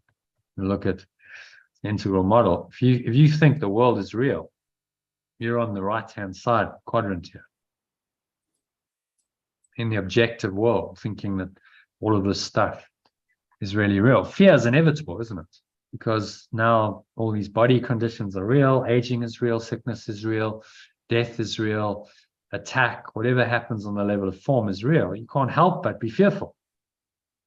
Your apparent reality is being threatened all the time by all these seemingly external circumstances, people, events, places, and just time. And we're all aging, and we're getting older and we're dying. So it's all very threatening. If you identify yourself as this, The only way out of that is to not identify yourself as a body. If you identify yourself as a body, then fear is inevitable. The way out of fear is to disidentify yourself as a body, realize that you are just subjective I, mind. I'm just thoughts, emotions. Eckhart Tolle's got a great quote. So I'm not my thoughts, I'm not my emotions, I'm not my memories, I'm not my states of mind. None of those things are who I really am. I am the awareness that underlies them. I am the pure formless awareness of perfect love that underlies all these states and underlies all form as well. So it's the one constant factor in this universe. And I will return to that inevitably. Because it's the truth. In the end, I can't go anywhere else. It's the one constant. So in the end, I must end up there, back in this pure formless awareness of perfect love, the ground of being, it's been called.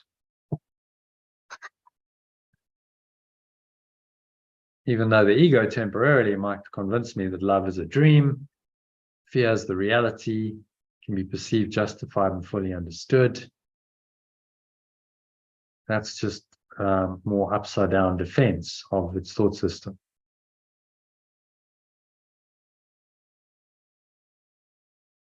Okay? They're saying healing here is a worthy function. This is what I'm here to do. And it's what I must do in order to ultimately escape from the dream. Go back to pure formless awareness of perfect love.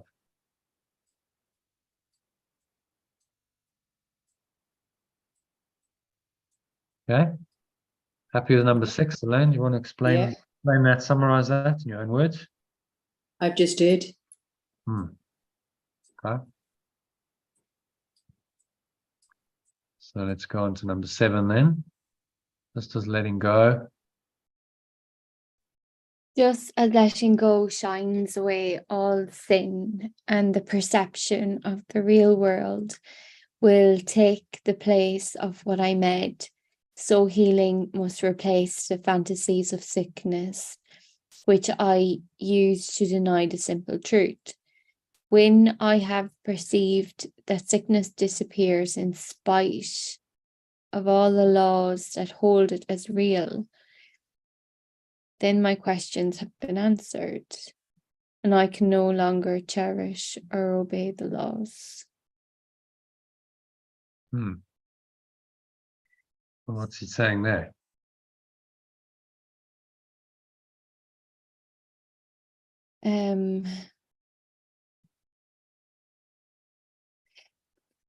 It's like, is it that when you see the truth, or that sickness does disappears, then you believe it? That you believe it's like,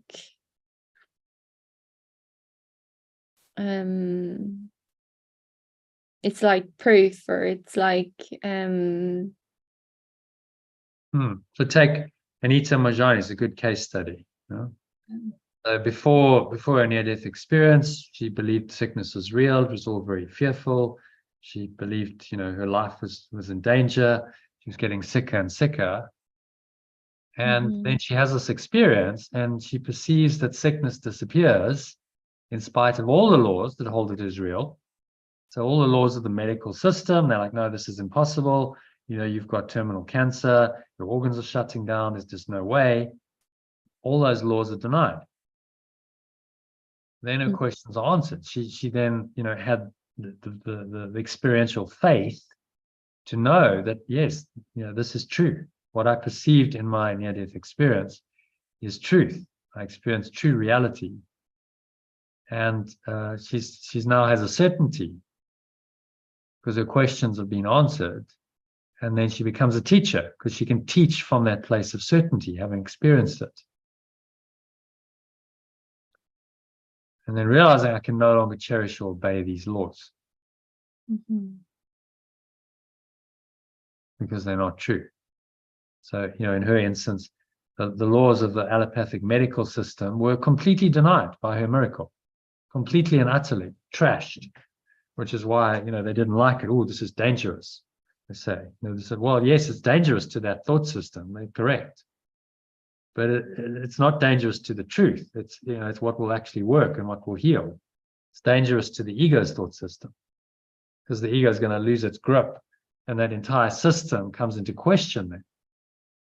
Well, if this is possible, then why don't we have a system that facilitates these kinds of miracles rather than tries its best to deny them? And maybe we need another system.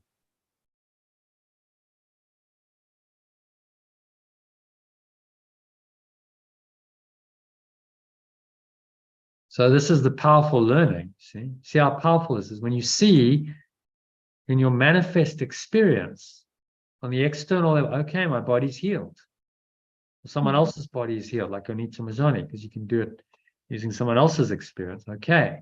What it's saying to me then is that all the laws that seem to perpetuate this thought system of sickness are actually not true, because they can be undone, as they were in that case.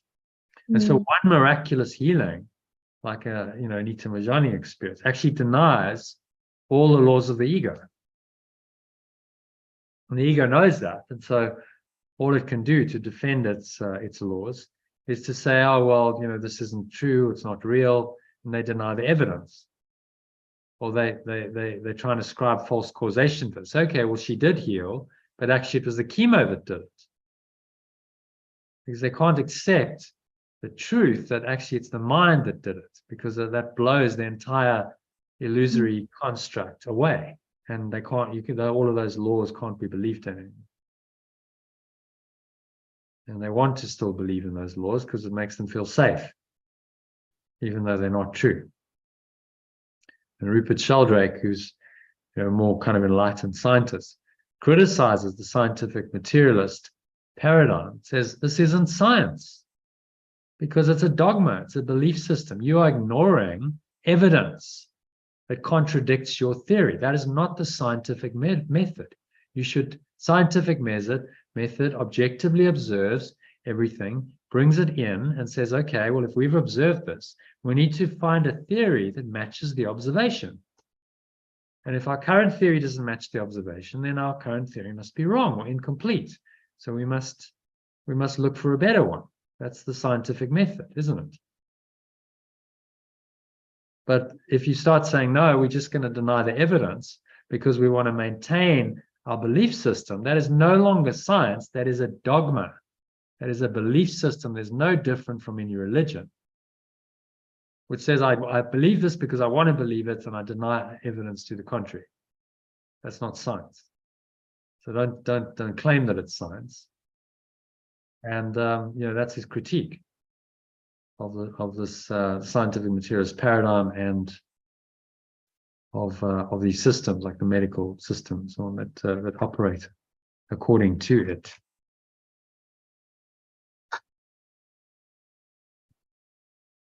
Okay, happy with number 7, Francis. Do you want to explain that in brief summary? What's he saying?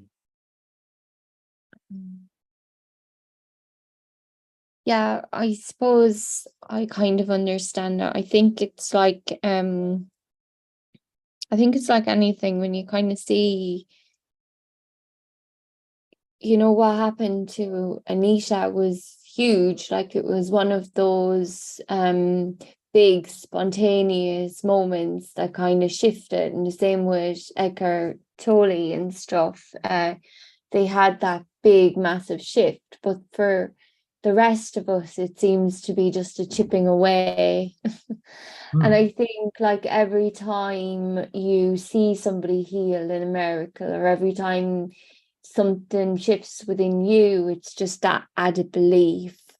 You have a little question answered, or something just falls away, and you just keep walking further and further towards the truth, because you've got all these little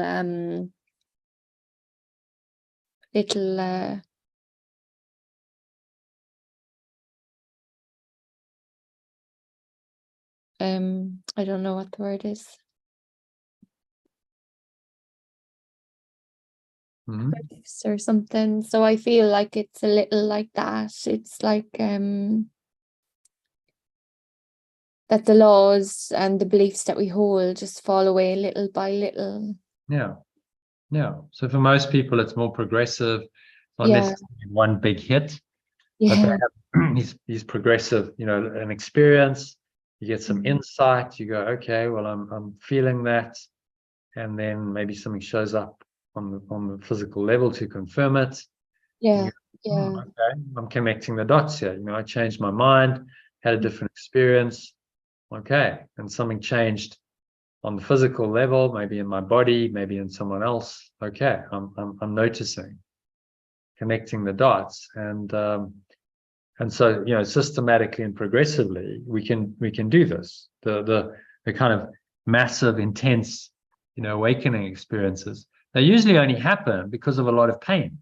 Right? Because you recognize that. Eckhart Tolle was in a lot of mental and emotional pain. He's like, I'm done. He was suicidal. It's like, I just can't stand myself anymore. I can't stand myself anymore, he said. And then he went, well, who's the I that can't stand the other self? That made him realize that his mind was split, that there must be two selves. And that realization then catapulted him into an awakening experience, which was so intense he passed out. And he wakes up the next morning and his ego just kind of dropped away. But he had to go through 29 years of suffering to get to that point. Same with Anita Moorjani, a whole lifetime of suffering, and then the cancer, 4 years of intense pain and suffering, and then, okay. And then she comes to this, momentous healing at the end of that journey. But it didn't just happen all at once. It was the culmination of 40 odd years of life experience. So rather, just do it systematically, progressively, little bite-sized pieces. You don't need a major trauma, major pain, but work with the minor pains. Work with, okay, I'm feeling sad today, or I'm feeling a little bit upset, or just mildly irritated or anxious. Okay, work with that. And then you just chip away, at this seeming rock, of the ego. And every blow, it's like, if you've got a big rock, to crack it, it might take 10,000 blows with a chisel. But if you keep doing that, it's eventually going to crack open. Michelangelo. Because you're putting cracks into the infrastructure of the ego. So it may not seem like anything's happening, but you're starting to undo it and shake it up. And then one day you get one blow and the whole thing falls apart, and you go, oh wow, that was pretty, but it was the 10,000th one that you just practiced and practiced to get to that point where there's seemingly then a massive transformation. So this is what I call the way of mastery. It's like, just chip away, practice diligently, and you'll get there. And practice with the little things. You don't need a major trauma or something that's life-threatening, as Anita Moorjani, to do it. You can just chip away at these egoic thoughts and beliefs that characterize your daily life. Notice them and start letting them go. Yeah. Consciously, willingly. And you do that day by day. Every day you are undoing some more of the ego's thought system, and you're making progress towards the ultimate awakening from form. Okay. So happy to move on to number 8. Healing is freedom.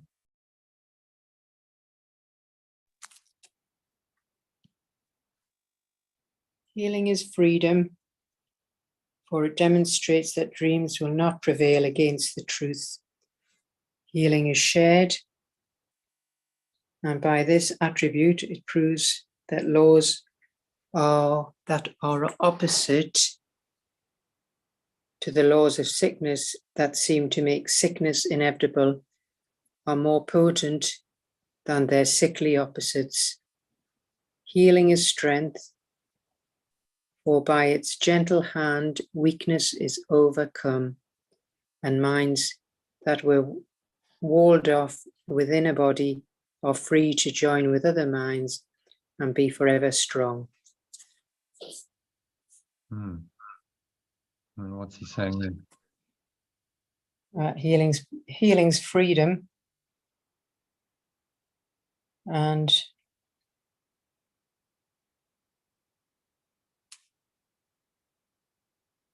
our egoic dreams will not withstand against the truth.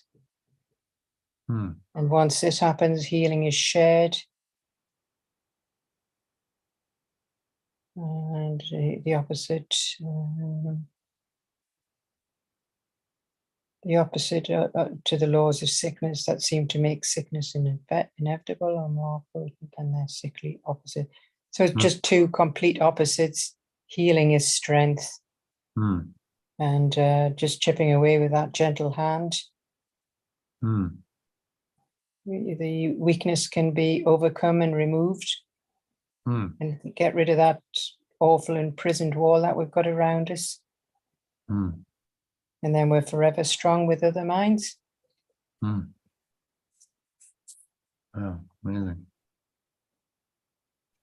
By its gentle hand, weakness is overcome. And we're free from the laws that are really like prison walls. You know, these beliefs that we believed in are like the prison walls. When we start to acknowledge, you know, that there's a power, the power of eternal life is far beyond any of these sickly laws, the laws of sickness that the ego has invented. There's no order of difficulty in miracles because of them, because of that fact. You know, anything is possible. There's nothing that, you know, this power of life itself, fundamental awareness itself cannot do, because it's the fundamental awareness that underlies everything. It gives everything its life, its existence.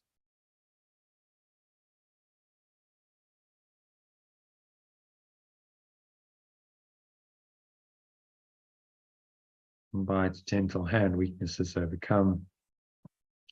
Minds that were walled off within the body are free to join with other minds and be forever strong.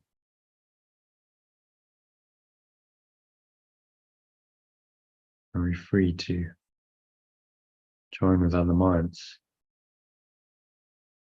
forever strong. Because in our unity is strength.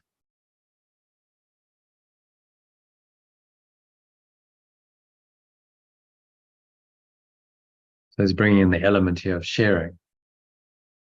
Healing is shared. That's part of the unity of truth. And this connects us with everyone and everything in our source. So we can't feel alone.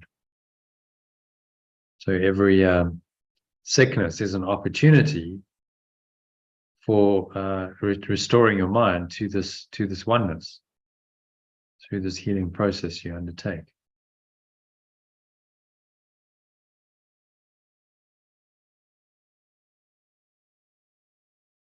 Okay, want to summarize that? Any comments on that, Elaine? No, that's quite clear what you've said. I did my little summary before. Yeah.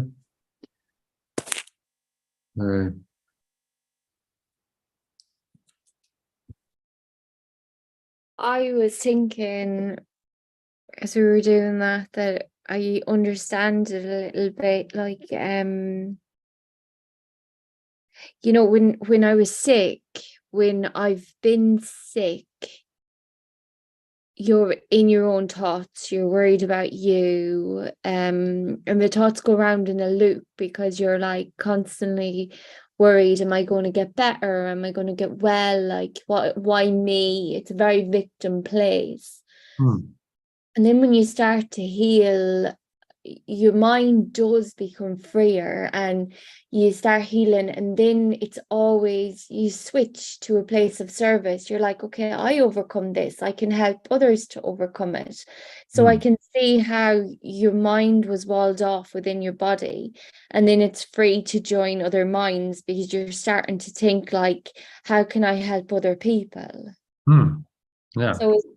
So I can see that. I can see how healing has that ability to, when you start to heal, how it joins other minds together. Yeah, absolutely. It's a natural consequence of healing. Healing is joining and sickness is separation. Those are the fundamental principles. So when you start experiencing that for yourself, and you go, oh, okay, I'm starting to see this, this isn't just what he's saying is true here. The principles are true. I've experienced them for myself. I can witness for them for myself. I'm starting to accept them for myself. And now you're awakening to the truth. Yeah. And that's what makes us so powerful, because you actually experience it for yourself, and you start knowing. As he's saying this, you go, yeah, okay, that corresponds with my experience. Yeah. So then it must be true. I've experienced it. Yeshua's telling me, okay, now, you confirming that truth, which then undoes the lie that, yes, sickness is real and you're a body, and, you need to be fearful of it, and you need to go get some kind of magic treatment for it. Undoes that whole thought system in your own mind.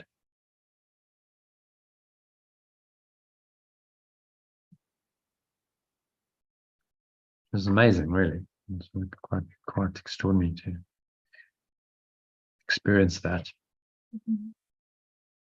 And when you recognize it yourself, then this course starts to become your thought system, not just a teacher. Someone's teaching you some book, or if you believe it's Yeshua, it actually becomes what you accept as your truth, and you start accepting and living by these principles, and then they have the power to completely transform your life. You start truly accepting and living by them. All right, so happy to move on to number 9, healing, forgiveness, and the cloud exchange, all the world of sorrow. If you can read that, where we land, Elaine's turn. No, it was mine. Your turn now. And then read the first sentence in the original to translate there. Will I do that? Healing, forgiveness, and the glad exchange of all the world of sorrow for the world where sadness cannot enter, are the means by which the Holy Spirit urges you to follow him. And some the alternative. Healing, letting go, and the glad exchange of the whole world of sorrow for the world where sadness cannot enter, are the means by which the remembrance of perfect love urges me to follow it. Its gentle lessons teach how easily I can awaken, how little practice I need undertake to let its laws replace the ones I have made to hold myself prisoner to death. Its awareness becomes my own as I extend the little help it asks in freeing me from everything that has ever caused me pain.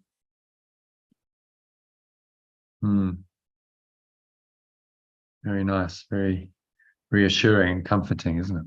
And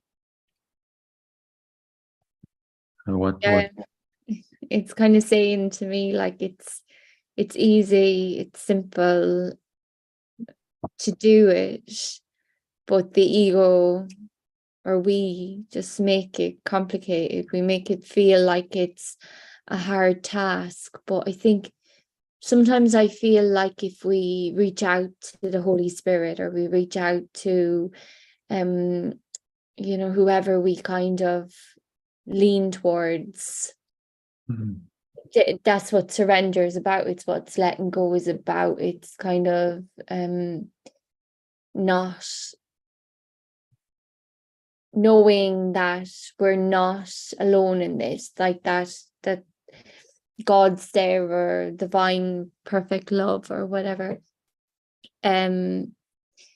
It's there, and we can just kind of lean into that more. That's really all we have to do. It's just lean into it. And yet sometimes I feel like it's such an easy answer that we think like it can't be that simple. Yeah, exactly. The ego's, because the ego's whole insane identity and reality is based on complexity. Oh no, it's very complicated, and there's no apparent solution. So we've got to create all kinds of complicated ways of trying to find solutions in this world. Look at the medical system, highly complicated, and all the systems. Actually, all you need to do is let it go. So simple. Just sit quietly, and if you really drop the whole idea of sickness, you can't be sick, and healing will happen. You don't need all the complications of this whole system, and my goodness, the whole industry, and then manufacturing, and production, and distribution, and marketing, and medical standards, and bodies of control, and on it goes, and universities, and the whole system is egoic. It's all unnecessary complexity. Yeah. Which makes, of course, the ego real. Oh, well, if we've created all this in huge system, this massive industry to solve this apparent problem of human sickness, then it must be real, surely. You see, so then the structure becomes the reinforcement of the problem.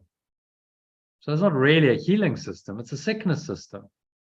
It's built on the illusion of sickness, and it's designed to perpetuate sickness. Because without sickness, they would have no system and no revenue, would they? So the whole system is designed to perpetuate sickness, not heal it. When you see the insanity of that, and you contrast with the simplicity of the truth that Yeshua is teaching us, like, well, which do you want then? Which system do you want to believe in? This is really easy. How little practice I need to undertake to let its laws replace the ones I made. Right? Just a simple letting go, just a decision in my mind. Maybe I need to repeat that over and over, but it's so much easier than going to doctors and getting prescriptions and engaging in that whole system. Think of all the time and the money it takes people when they could just sit quietly and let it go.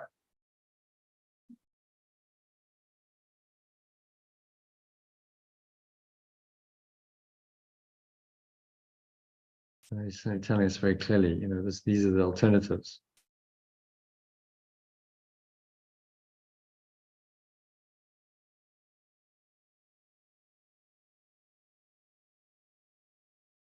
Okay.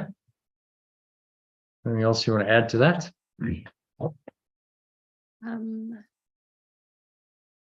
No, I think that's it. It's just crazy how complicated the ego kind of makes everything. Just kind of hit me, and even like what you were saying about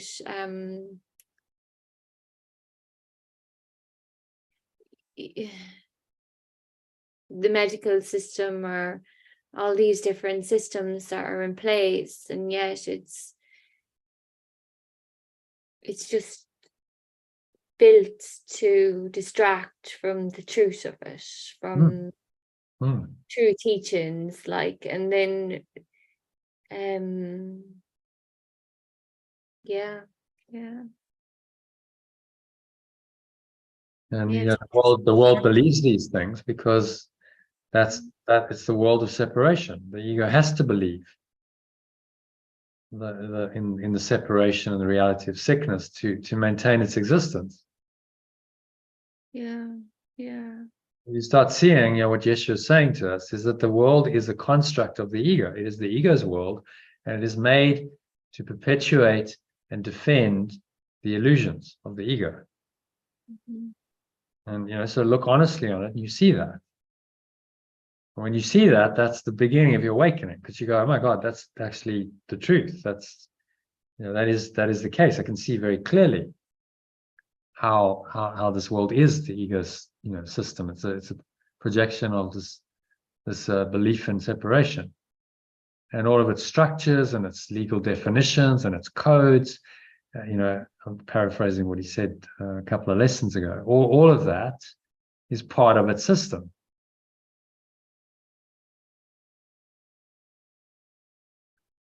So let me perceive it as it really is, and then that's so helpful and help me to let it go. Okay, I see it for what it is. It's just another defense against the truth. It's designed to stop me from finding my true self and my true awareness, and so that it won't work. So why would I entertain it? Why would I go and try and find some kind of reality and some kind of, you know, healing in that system if it's clearly not going to work ever? Well, you wouldn't. And then, you know, if you have this kind of awareness, your thoughts and your behavior, your actions will change accordingly. Like, well, I can no longer believe that, so yeah, I'm not going to participate in the system anymore. I'll find another way, and I'll do it with my mind. I'll be guided. I'll take guidance. If I need a compromise approach, yes, okay, but I don't really believe in the system. My belief is elsewhere. And then I don't need a system. If I don't think I can get sick, I don't need a system of healing, because sickness isn't real. So why would you build a system if the problem isn't even real? You see how the Holy Spirit approaches it. Because building a system to try and fix the problem that is unreal makes the problem real. It entrenches the problem. It doesn't fix it. The only fixing of it is to deny its reality.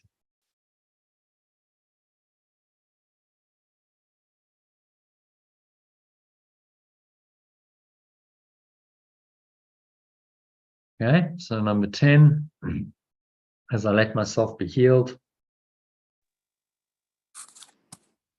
And as I let myself be healed, I perceive all those around me who cross my mind, whom I touch, or those who seem to have no contact with me, healed along with me.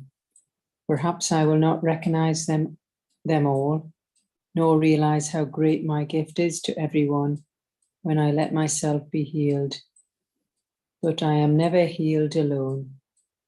And many, many people will receive the gift that I receive when I'm healed.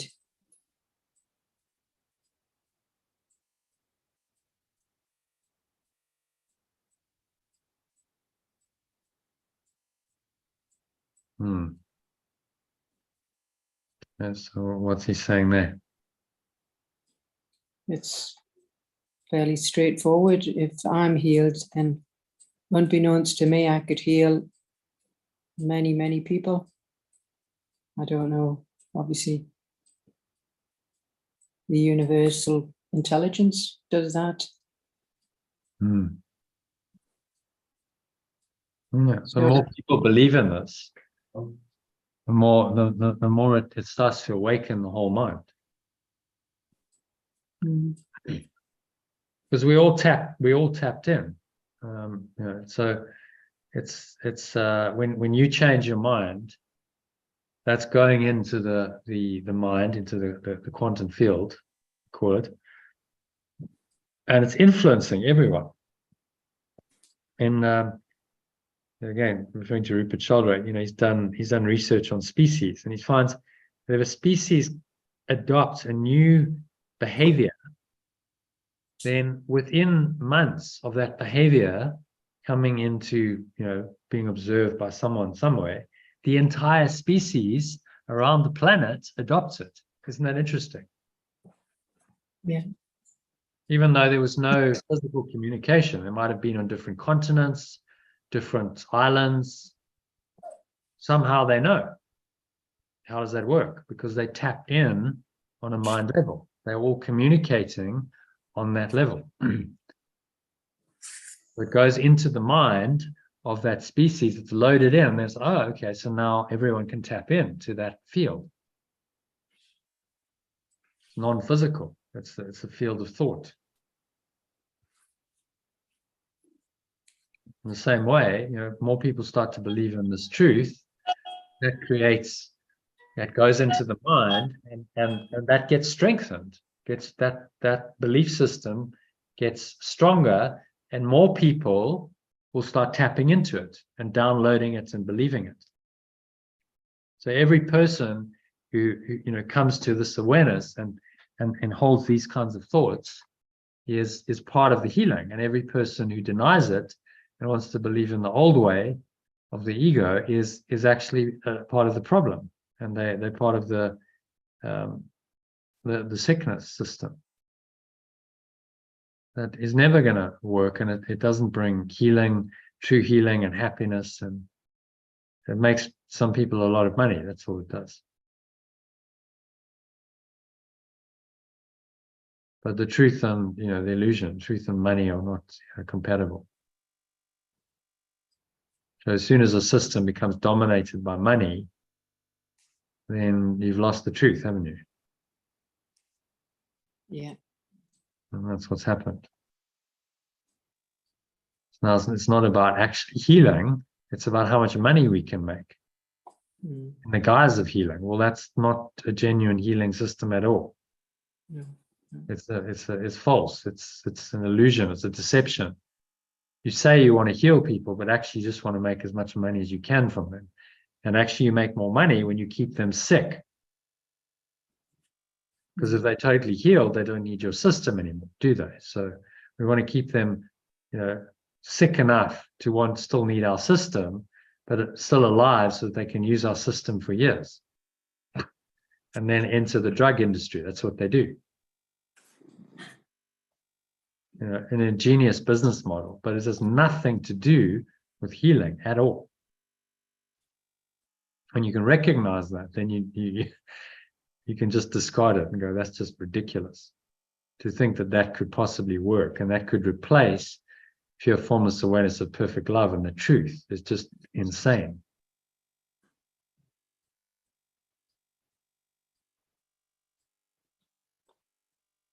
And then you help others to understand that as well, and free them from the enslavement of those magic pills and potions that they think are going to keep them safe and heal them, and they're not at all. It's never going to work. It's just sucking money out of them.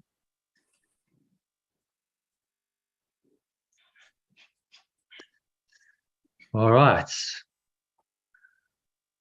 Many people receive the gift that I receive when I'm healed.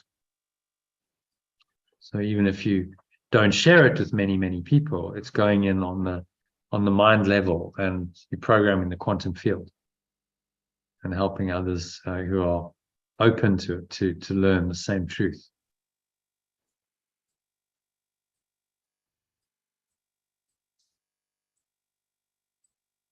Okay, number 11.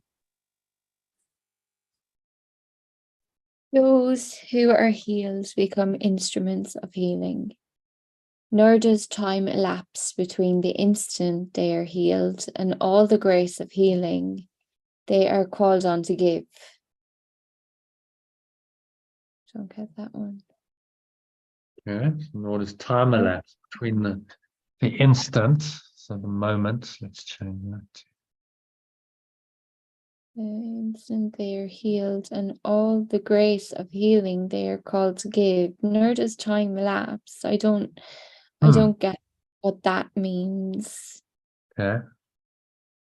So in the moment, he's going beyond the construct of time. Let's look at it diagrammatic form. You go into this, into above time, above the timeline, into this pure formless awareness of perfect love, which is the source of all healing. And in that instant, he calls it the holy instant or the holy aware moment. Okay. You've transcended time. So there's no time that is required in that moment for all healing to happen, because you're going into the timeless domain. And beyond time, the illusion of linear time. So nor does time elapse between the moment they are healed and all the grace of healing they are called on to give.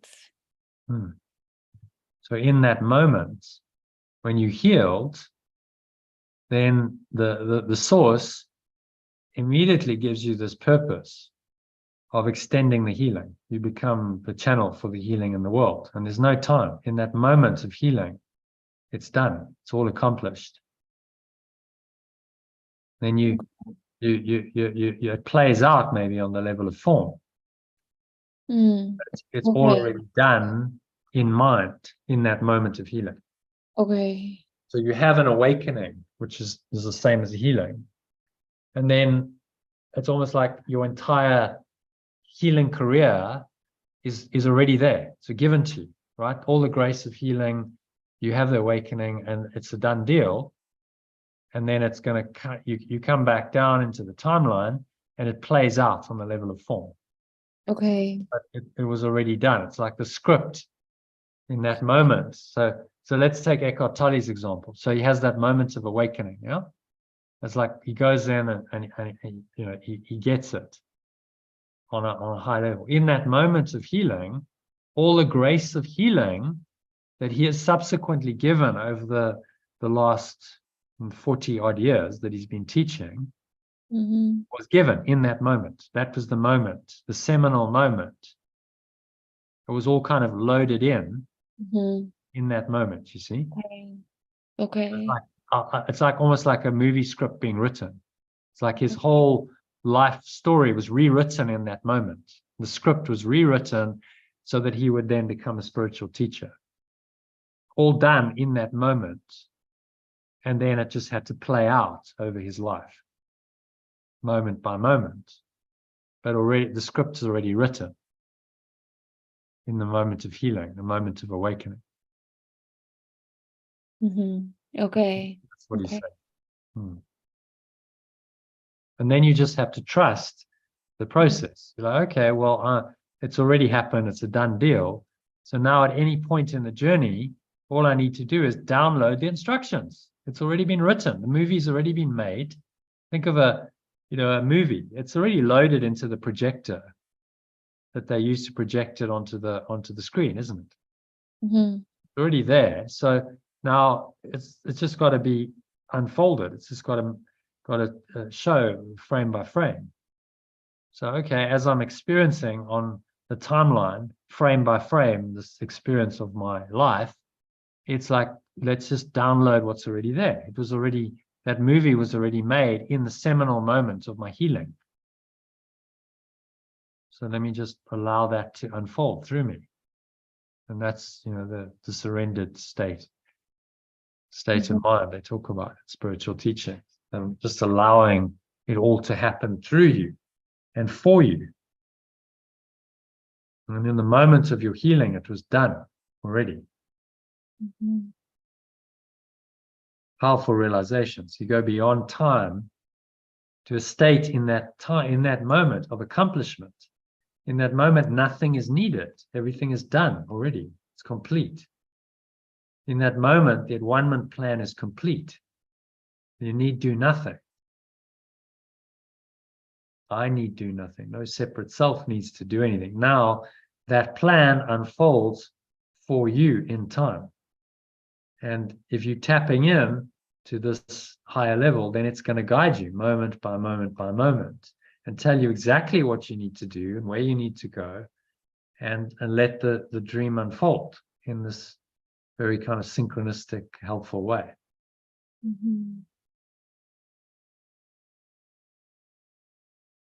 That makes sense? Okay.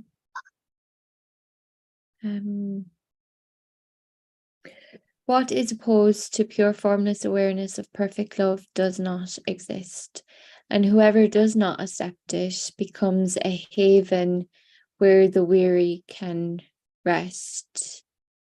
Oh, okay. For here is truth realized, and here an illusion. All illusions are brought to truth. Okay. So what's he saying in summary there?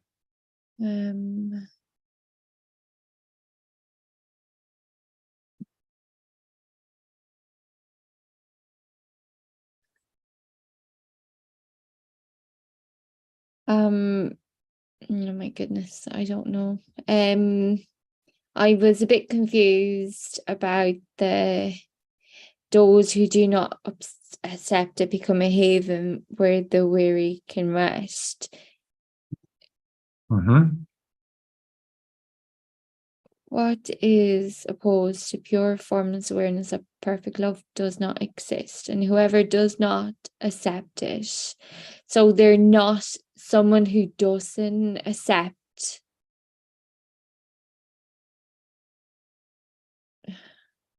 Accepts it not. The original is who accepts it not within his mind. Yeah. So he does never does. So what is opposed to God does not exist. What is opposed to pure formless awareness of perfect love does not exist. Whoever does not accept it, the it is the what is opposed to pure formless awareness of perfect love. Yeah? Okay. So whoever does not accept it, so that's the opposition to perfect love becomes a haven where the weary can rest. Yeah. So I don't understand. Yeah. So I'm not 100% accepting that. Like, don't we want to become havens where the weary can rest and become a safe haven for people for Yeah. small time? Yeah. So he's saying whoever does not accept it, right? Okay. The what is opposed. So if you don't accept what is opposed to pure formless awareness of perfect, Okay. then I you become a understand. haven where the weary can rest. Yeah. Okay. Yeah. Okay. So whoever does not accept it. So whoever doesn't accept What is the opposed? opposition.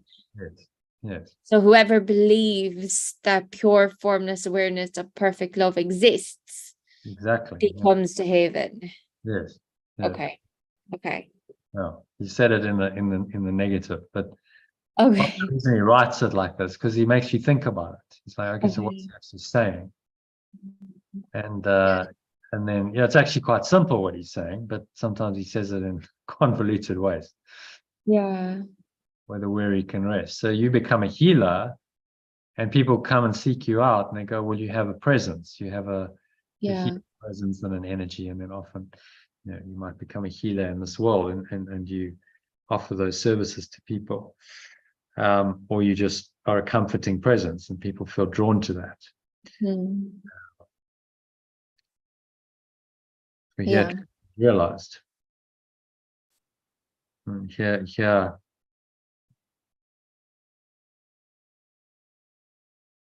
Yeah, all illusions are brought to truth.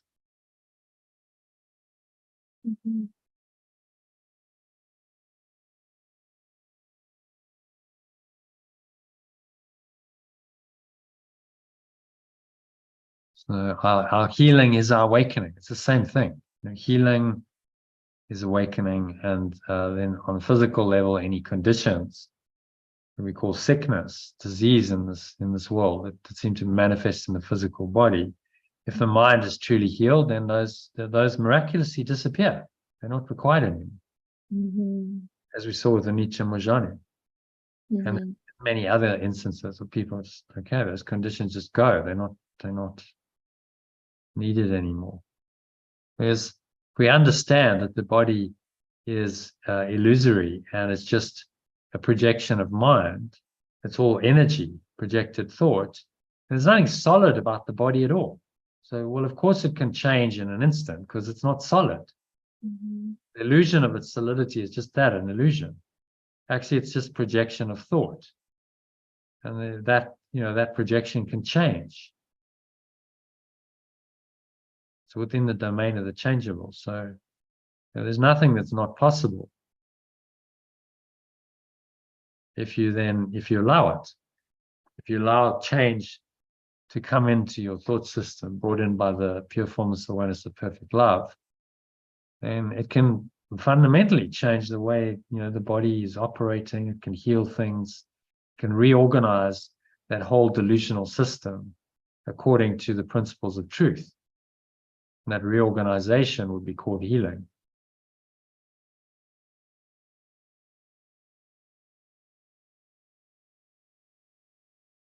Okay, so do you want to summarize that in your own words? What's he saying there? Summary number 11.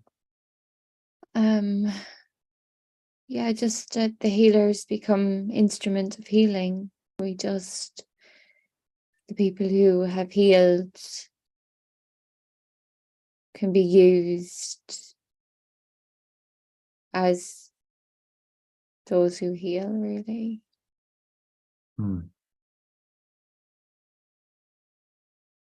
You can become helpful to other people. Yeah. And it's all done in the moment of your healing.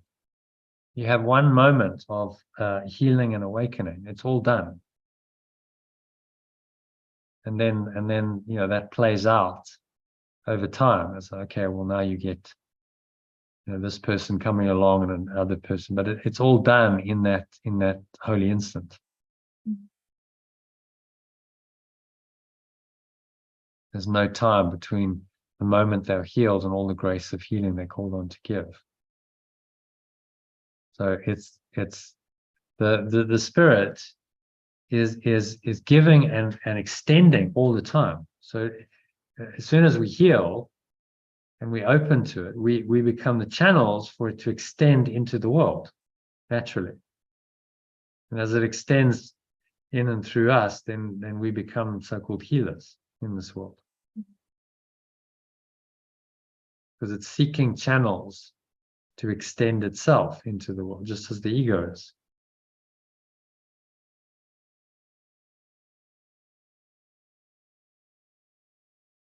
Okay, so that's part of the oneness and the sharing.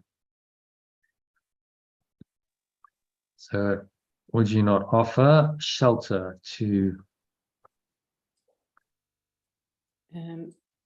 Do I not want to offer shelter to pure formless awareness of perfect love? I only invite myself to be at home. And I can really refuse this invitation. Ask the inevitable to occur, and I will never fail. The other choice is to ask what cannot be to be, and this cannot succeed. Thanks, Francis. Bye. Sorry. The other choice is to ask what cannot be to be, and this cannot succeed. Today, I ask that only truth occupy my awareness, so that thoughts of healing will radiate outwards from what is healed to what must yet be healed, aware that they are both occur as one.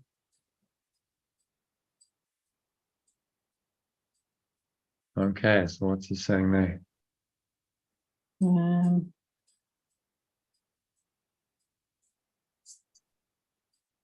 it's talking in the negative again, isn't it? I do not want to offer shelter to pure formless awareness of perfect love, but that's what we want, really. So I just invite my true self to be at home. And can we really refuse this invitation? Well, we don't want to, but we seem to always refuse it. Ask the inevitable to occur and it will never fail. So in other words, ask for the true self to begin healing, and it will never fail. But it's not something that the ego wants. So that's why it's so difficult. Yeah, but it's a done deal. It's inevitable.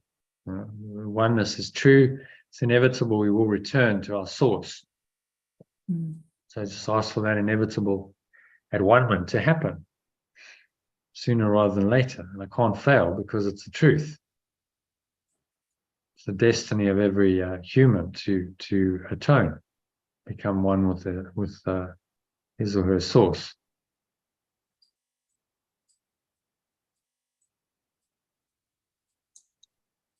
And the only way to do, it's like, say, the ego is so stubborn, though.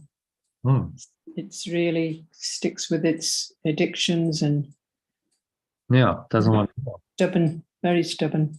Oh, but you understand why it's stubborn. You say, well, why is the ego so stubborn? Because if it's not stubborn, it's going to cease to exist. That's the whole point. You see, it's fighting for its existence. It is. So when you understand that, you understand why there's this stubborn resistance to the truth. And because if it gives in to the truth and it asks, it allows it to come in, it undoes its entire existence. There is no more ego.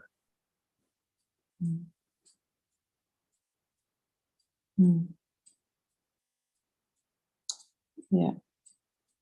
So that's how it is. It's a delusion that was brought into being by the denial of truth. That's its only existence. It's based on denial of truth. Yeah. So if you deny that denial, you say, no, that's not true, then you deny its existence. And so it must continue with its denial of truth in order to maintain its existence. And that's why people are so stubborn. If you're enslaved by it, you're stubbornly resistant to the truth. And you don't want to know it.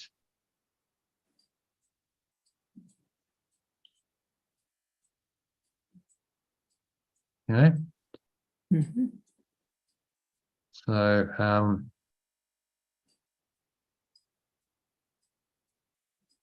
anything you want to add to that? Did you summarize it? Yeah.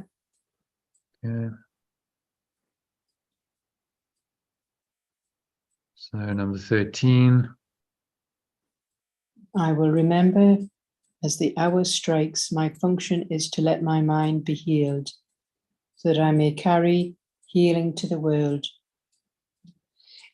Ooh, excuse me. Exchanging curse for blessing, pain for joy, and separation for the peace of perfect love. Is not a minute of the hour worth the giving to receive a gift like this? Is not a little time a small expense to offer for the gift of everything? Yeah. Another reminder to say, well, why not practice this regularly? Surely it's worth a minute every hour to experience peace and the joy beyond all pain and suffering. Yeah. Sickness and death. Why not dedicate No-brainer. Yeah. an hour, a minute of each hour to that? It makes sense logically, but he knows he has to motivate us because we'll forget. Good.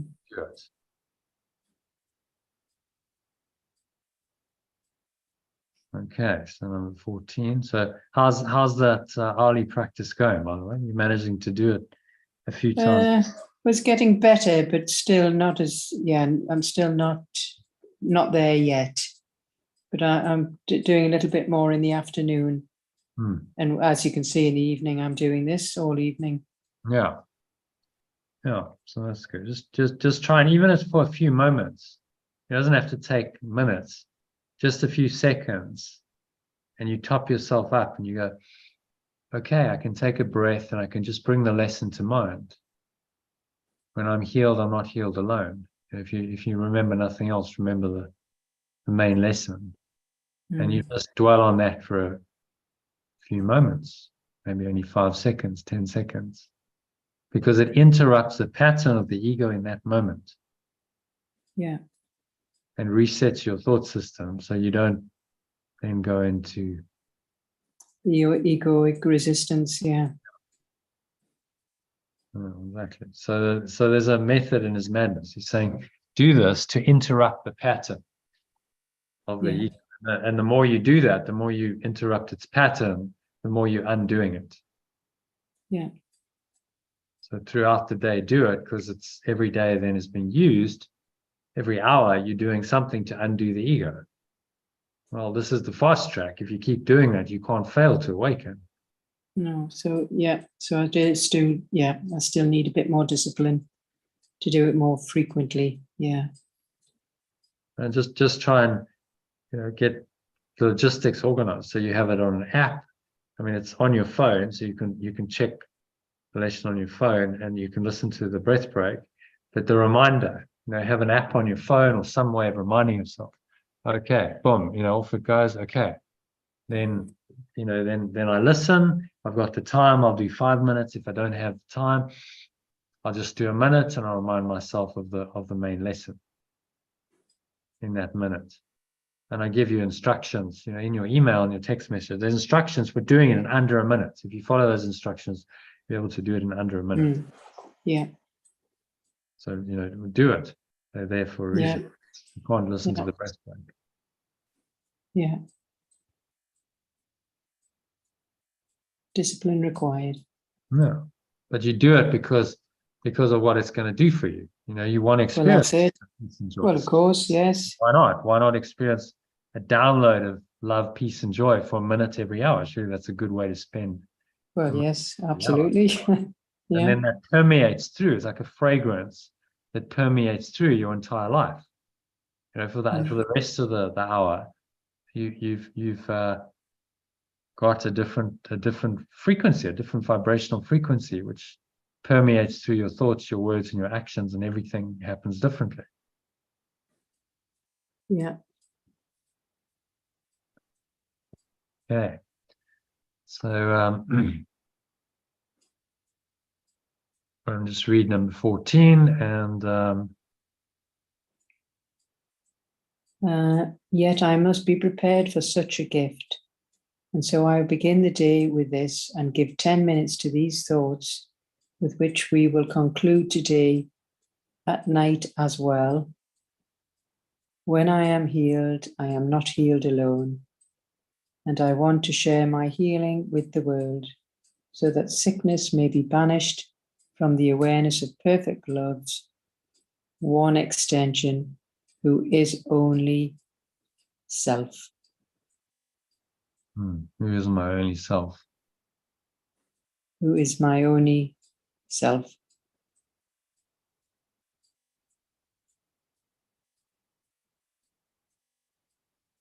Okay, so what's he saying there? Well, when we're healed, we're not healed alone. So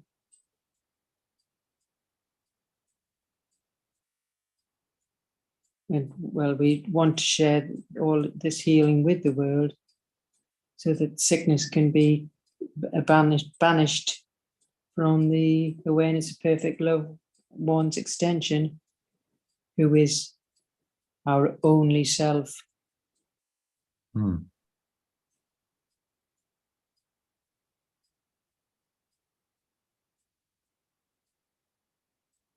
So practice, keep I want to keep share the discipline. my healing with the world. Sickness may be banished from the awareness of perfect love's one extension. He is my only self.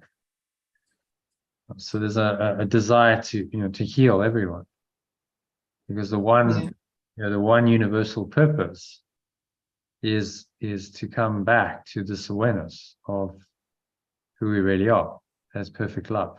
That's the one underlying purpose of the universe.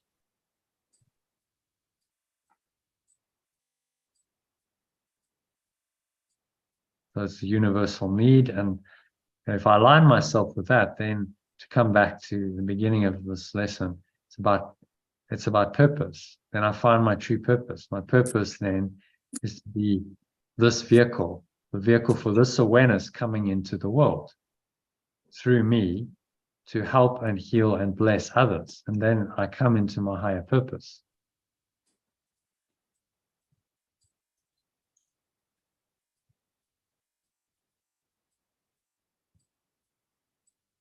And I come into the awareness of who I really am. Okay, and then last one, we'll do a meditation after this, if you like. Yeah. I let healing happen through me today. And as I rest in quiet, I am prepared to give as I receive, to hold only what I give, and to receive the message of perfect love, to take the place of all the foolish thoughts that I ever imagined. Now I come together to make all that was sick well, and bless where there was attack.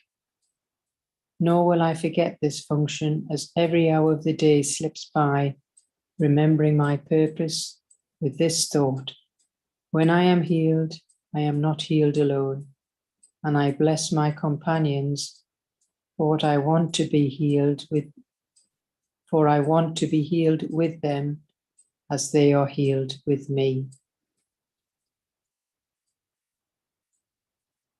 Lovely sentiment. Yeah. So healing and oneness, he's making that connection here very clearly, that healing is part of this universal oneness. I'm not alone.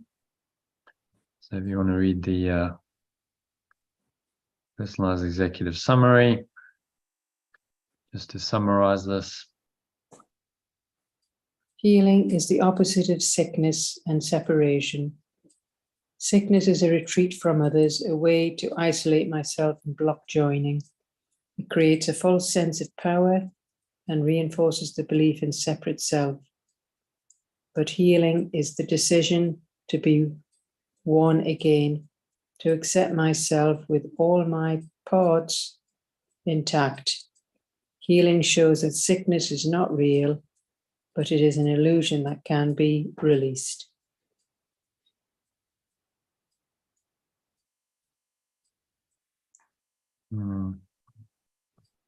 Doesn't mean sickness is not real, but yeah. So yeah, any thoughts on that? Just as we've been talking about, healing's the opposite of sickness. Sickness is a way of isolating yourself and blocking yourself off from your companions. And it creates a false sense of power, making you believe in the separate self.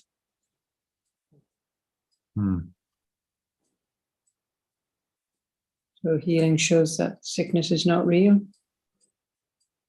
and delusions can be healing released. is possible at all, which it clearly is, then sickness can't be real, can it? One healing miracle shows that the thought system of sickness is unreal, which is why, in people who rooted in the false world of the allopathic medicine and so on, they have to deny all the miracles. They can't accept one miracle, because if you accept one, it denies the truth of their entire thought system. See? It's on the edge of the wedge, so that's why they're obsessed about denying. They won't accept even minor miracles. It's true. They know it's all woo-woo. It's not possible.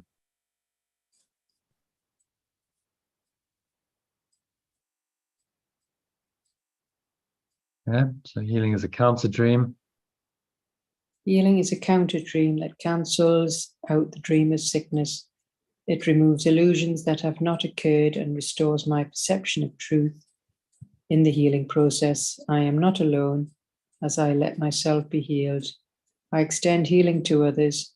Healing is strength and freedom. It overcomes weakness and allows minds to join and be strong together.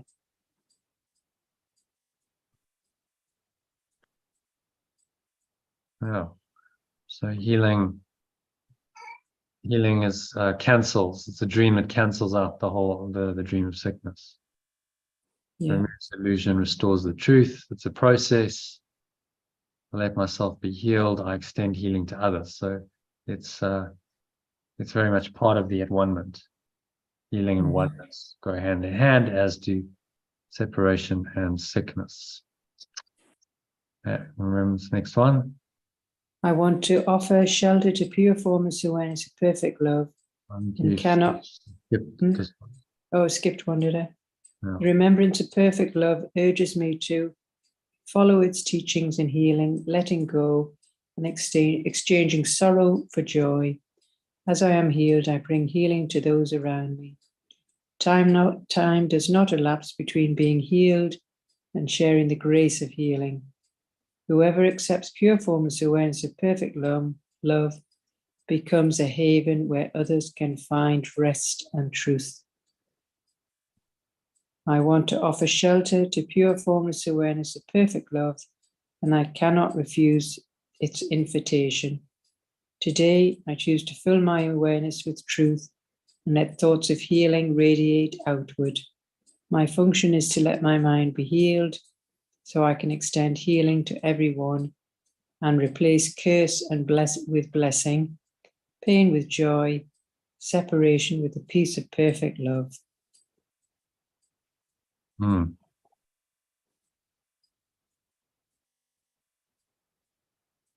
Nice. Yeah.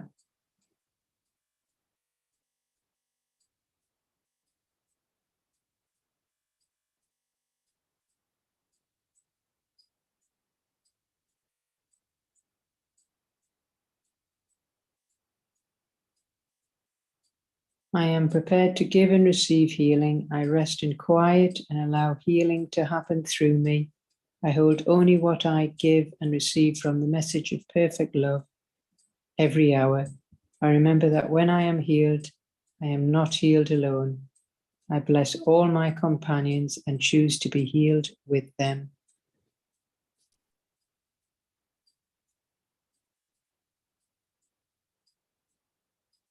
And then there's a key message. So in case that's not summarized enough, the key message is the absolute succinct essence of the whole lesson.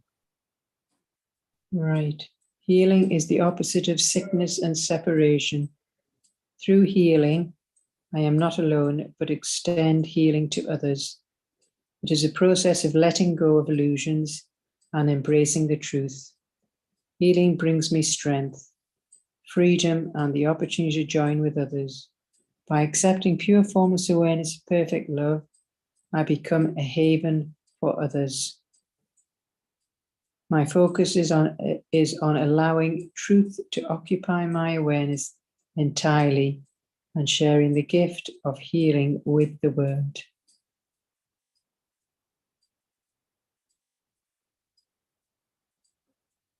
Yeah. So there it is in summary. So there's many ways of practicing this. You know, you could go, okay, well, I'll just remind myself of this hourly, you know, when I'm healed, I'm not healed alone. You could dip into the exact summary. You could read the key message. That's the point. Plenty to be going on with, yeah. And yeah. You know, that's all designed to make this lesson, each lesson, just more like, okay, I get it. I've learned that. Yeah. Like on a deeper level. So that's why I'm putting these things in, because I think summaries are useful and they are short and sweet. You know, that key message to the point. You could print that out. You could have a little card for the day, print it out and say, okay, there. You know, there's the key message. I've got good idea. Yeah, I mean, at some point, you know, maybe we'll do that. I'll get these printed, and but you know, for now, you've got the document with you for the day. Yeah. Yeah, you take it with you for the day. So you've got, you know, a card with the key message, So the key, you know, the headline message, and then this the summary. And you know, to practice it, you just, okay, there we go. Just read the card and the key message. Yeah, good Right. idea. Yeah. So many ways of doing it. Okay.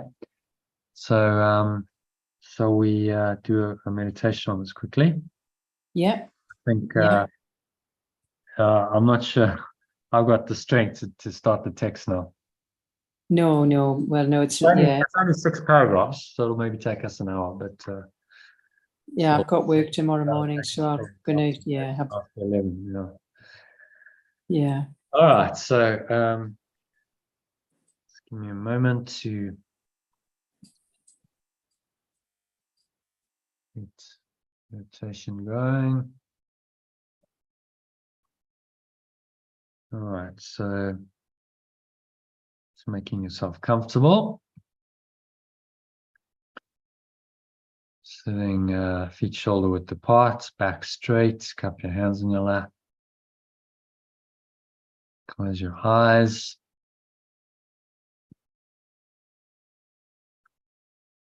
And start off with a nice deep breath in through the nose. So breathing in, noticing how the stomach rises and the chest rises, and subtle flow of air in through the nostrils. Clenching the sphincter muscle, lock the energy in. Pull the energy up the spine to your heart center, forward up into the crown of your head.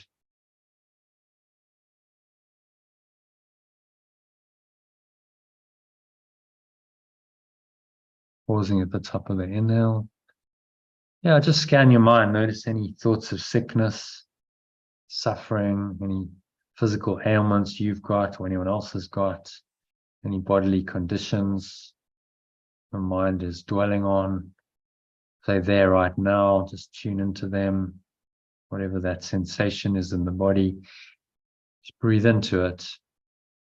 And remind yourself that when I'm healed, I'm not healed alone. Healing is just the opposite of sickness and separation. So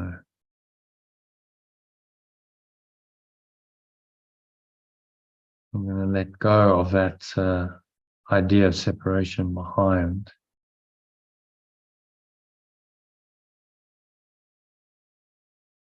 Find it and exhale, blow it out with the breeze of your breath, the nothingness that it really is.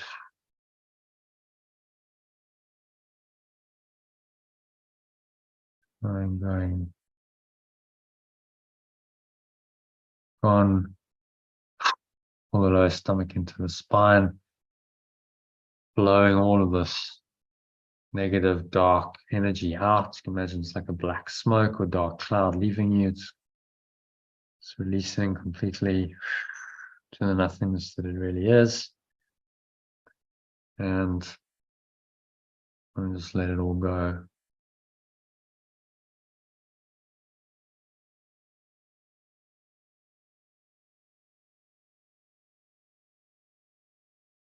And in this quiet, still, calm, peaceful place, just breathing in and out through your nose, in through the nostrils and out through the nostrils, and observe the subtle sensations of the breath as you do that in the nostrils. It opens your mind to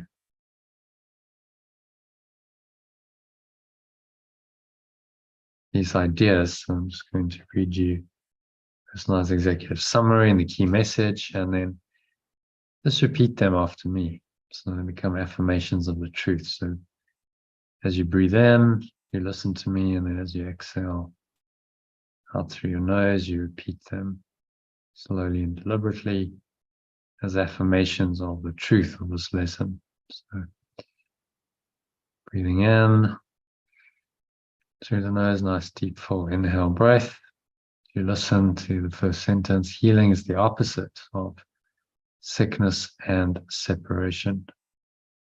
So repeat those words.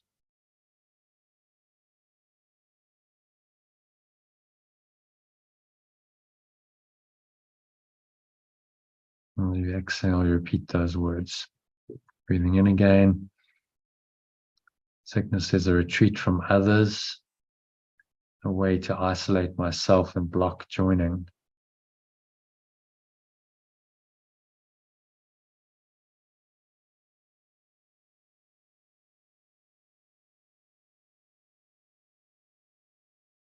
So exhales, you repeat that.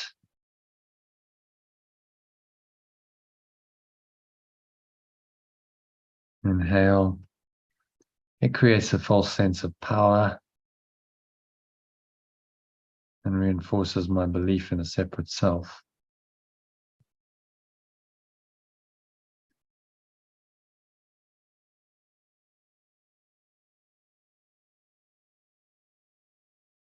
Breathing in again. But healing is the decision to be one again.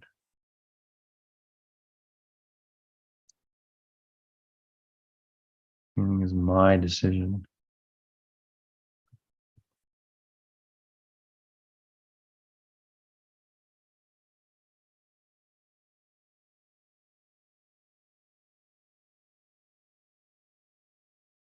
To be one again. To accept myself, all my parts, intact.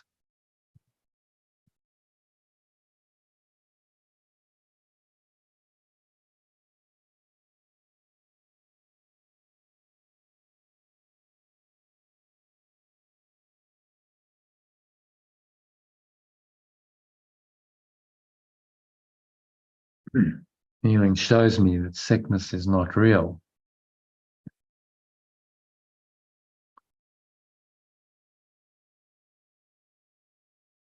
But is an illusion that can be released.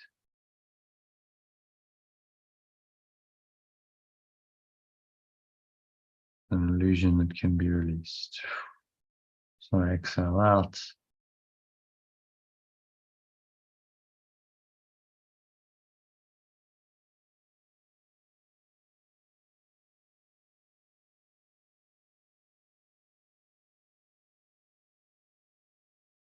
Healing is a counter dream. It cancels out the dream of sickness.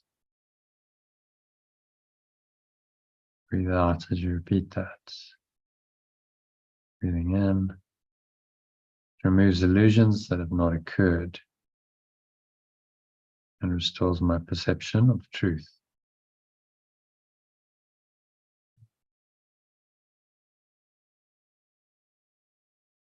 In the healing process, I am not alone.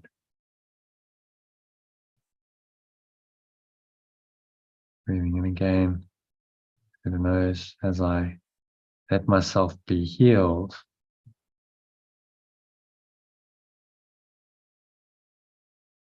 I extend healing to others.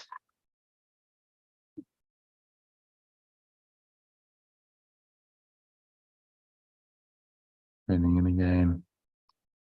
Healing is strength and freedom.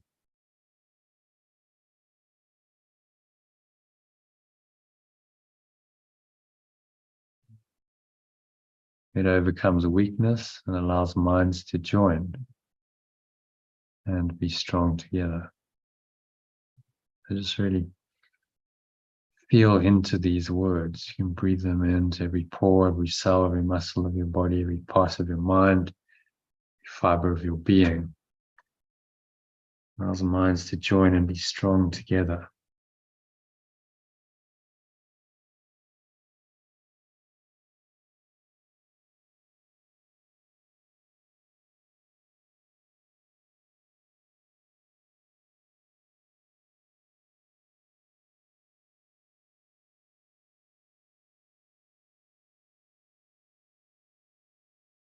Moments of perfect love urges me to follow its teachings of healing.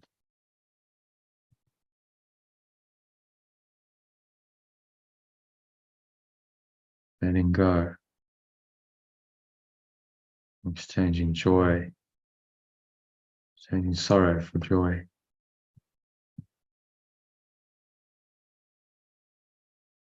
As I'm healed, I bring healing to those around me. Breathing in. Time does not elapse between being healed and sharing the grace of healing.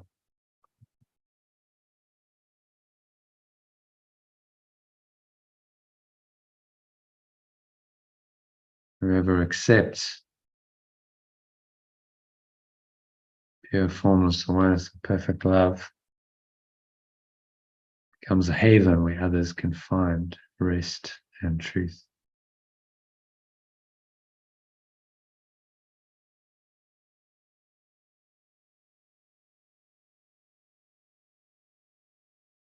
So,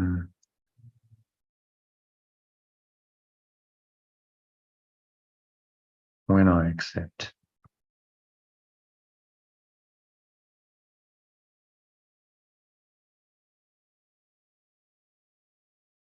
pure formless awareness of perfect love,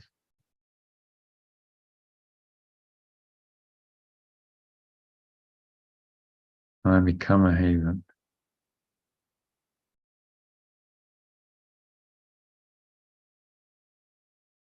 where others can find rest and truth.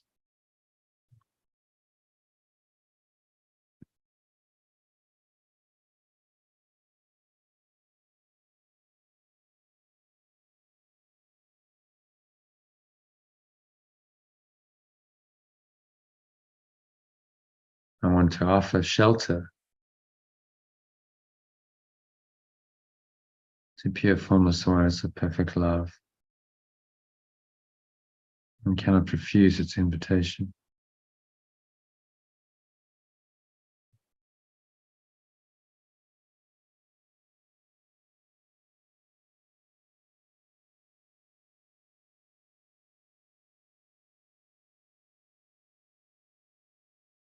And to offer a home, in other words, to pure formless awareness of perfect love. We cannot refuse its invitation.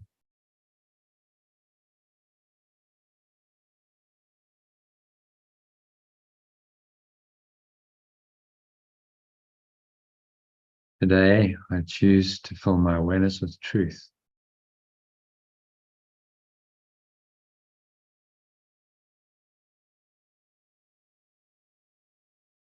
And let my thoughts of healing radiate outwards.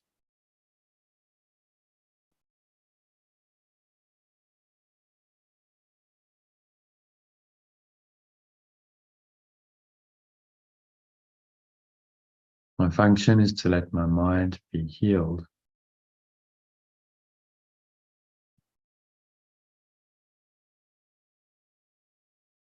so I can extend healing to everyone and replace curse with blessing, pain with joy,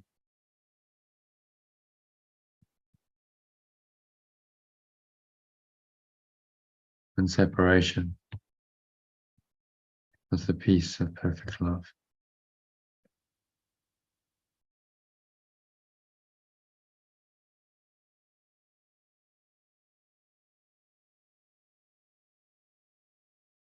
So breathing in again, breathing in the acceptance and say to yourself, I'm prepared to give and receive healing.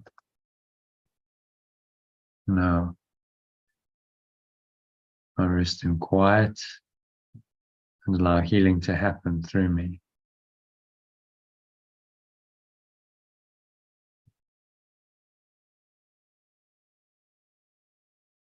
I hold only what I give and receive from the message of perfect love.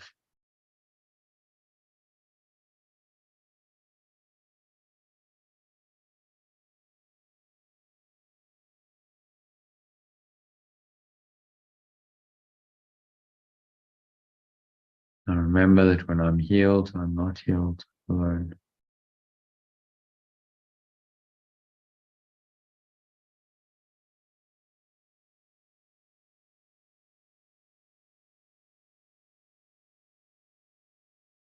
Remember that when I'm healed, I'm not healed alone. I bless all my companions and choose to be healed along with them.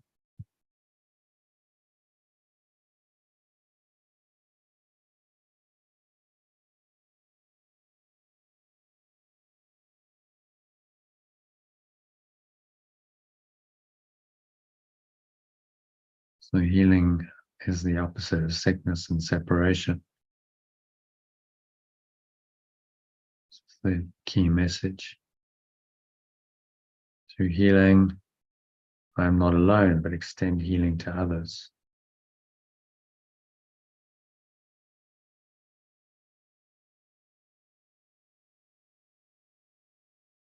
Healing is a process of letting go of illusions, embracing truth.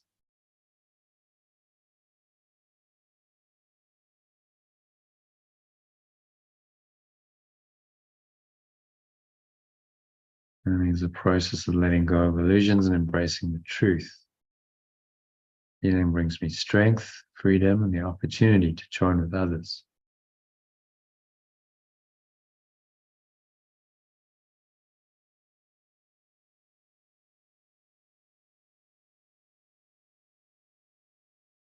By accepting pure formless awareness of perfect love,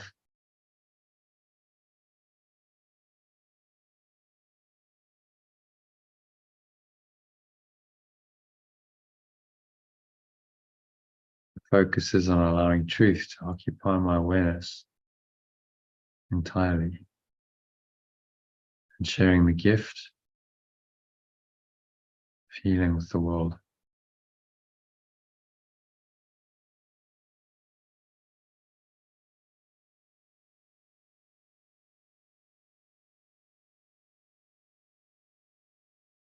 So it is. Amen. So it is. So just rest in this healed and healing place for a couple of minutes of deep silence. There's nowhere else to go, nothing else to do, nothing else to think about. Just breathe, relax, be still, and surrender to the stillness.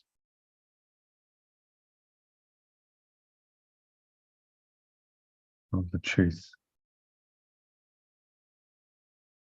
You're healed and healing today.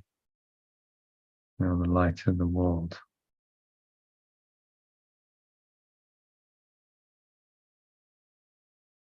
So when I'm healed, I'm not healed alone.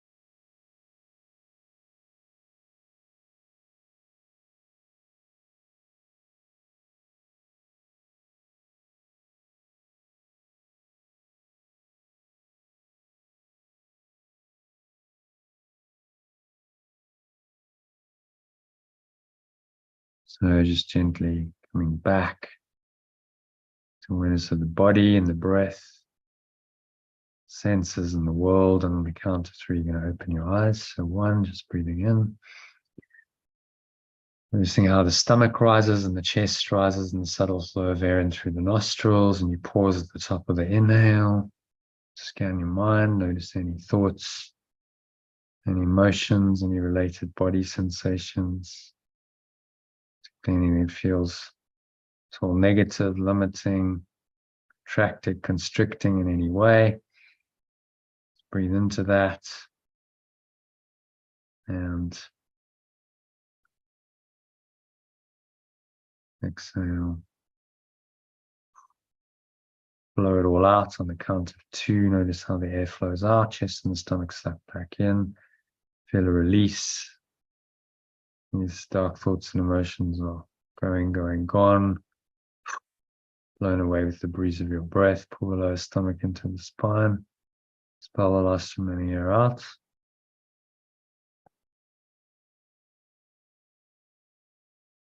And you just rest here. And deepest peace and stillness. A few moments, notice the weight of your body pressing down into the chair, your feet touching the ground. Noticing what you're feeling and touching. There's a subtle taste in your mouth, a smell in your nose. Breathe in. And say, as you breathe in, I am love. I am perfect love. Say that 3 times. Whatever your essence identity statement is, to connect with it. I'm love, I'm perfect love, I'm abundant love. You breathe it all in.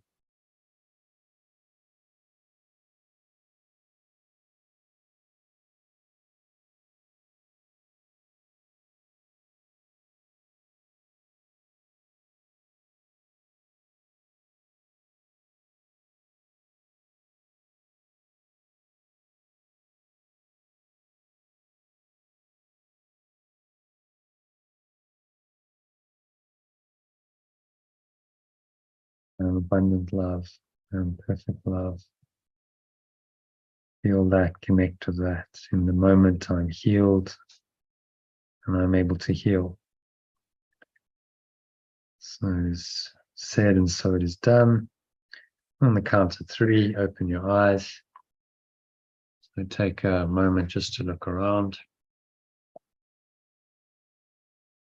Observing there's objects in the room around you for a minute or so. Noticing those objects in this state of clear awareness, clear, calm, still awareness, the light, truth, and just let that awareness carry you into the rest of your evening, on into tomorrow. Top yourself up, remind yourself today's lesson. If you need to, that when I'm healed, I'm not healed alone. Connect you in with the frequency of healing and also of the unity that underlies that, the extension of healing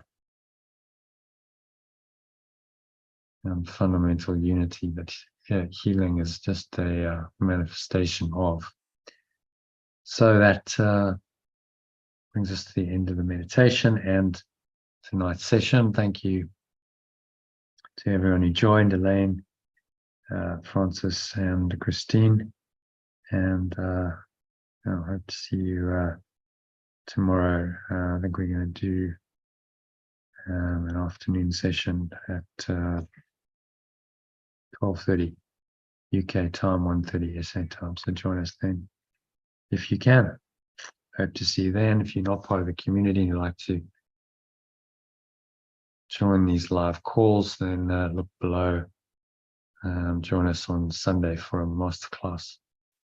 Just click on the link in the comment box below the YouTube video if you're seeing this on YouTube, and you'll see a link there. You can go and register for a free masterclass. So I hope to see you then. I hope to see you on the inside and wish you a very healed and healing evening and day in the meantime. Namaste. Which means the healed self in me acknowledges and honors that same healed and healing self in you. And that's me signing off for the evening. So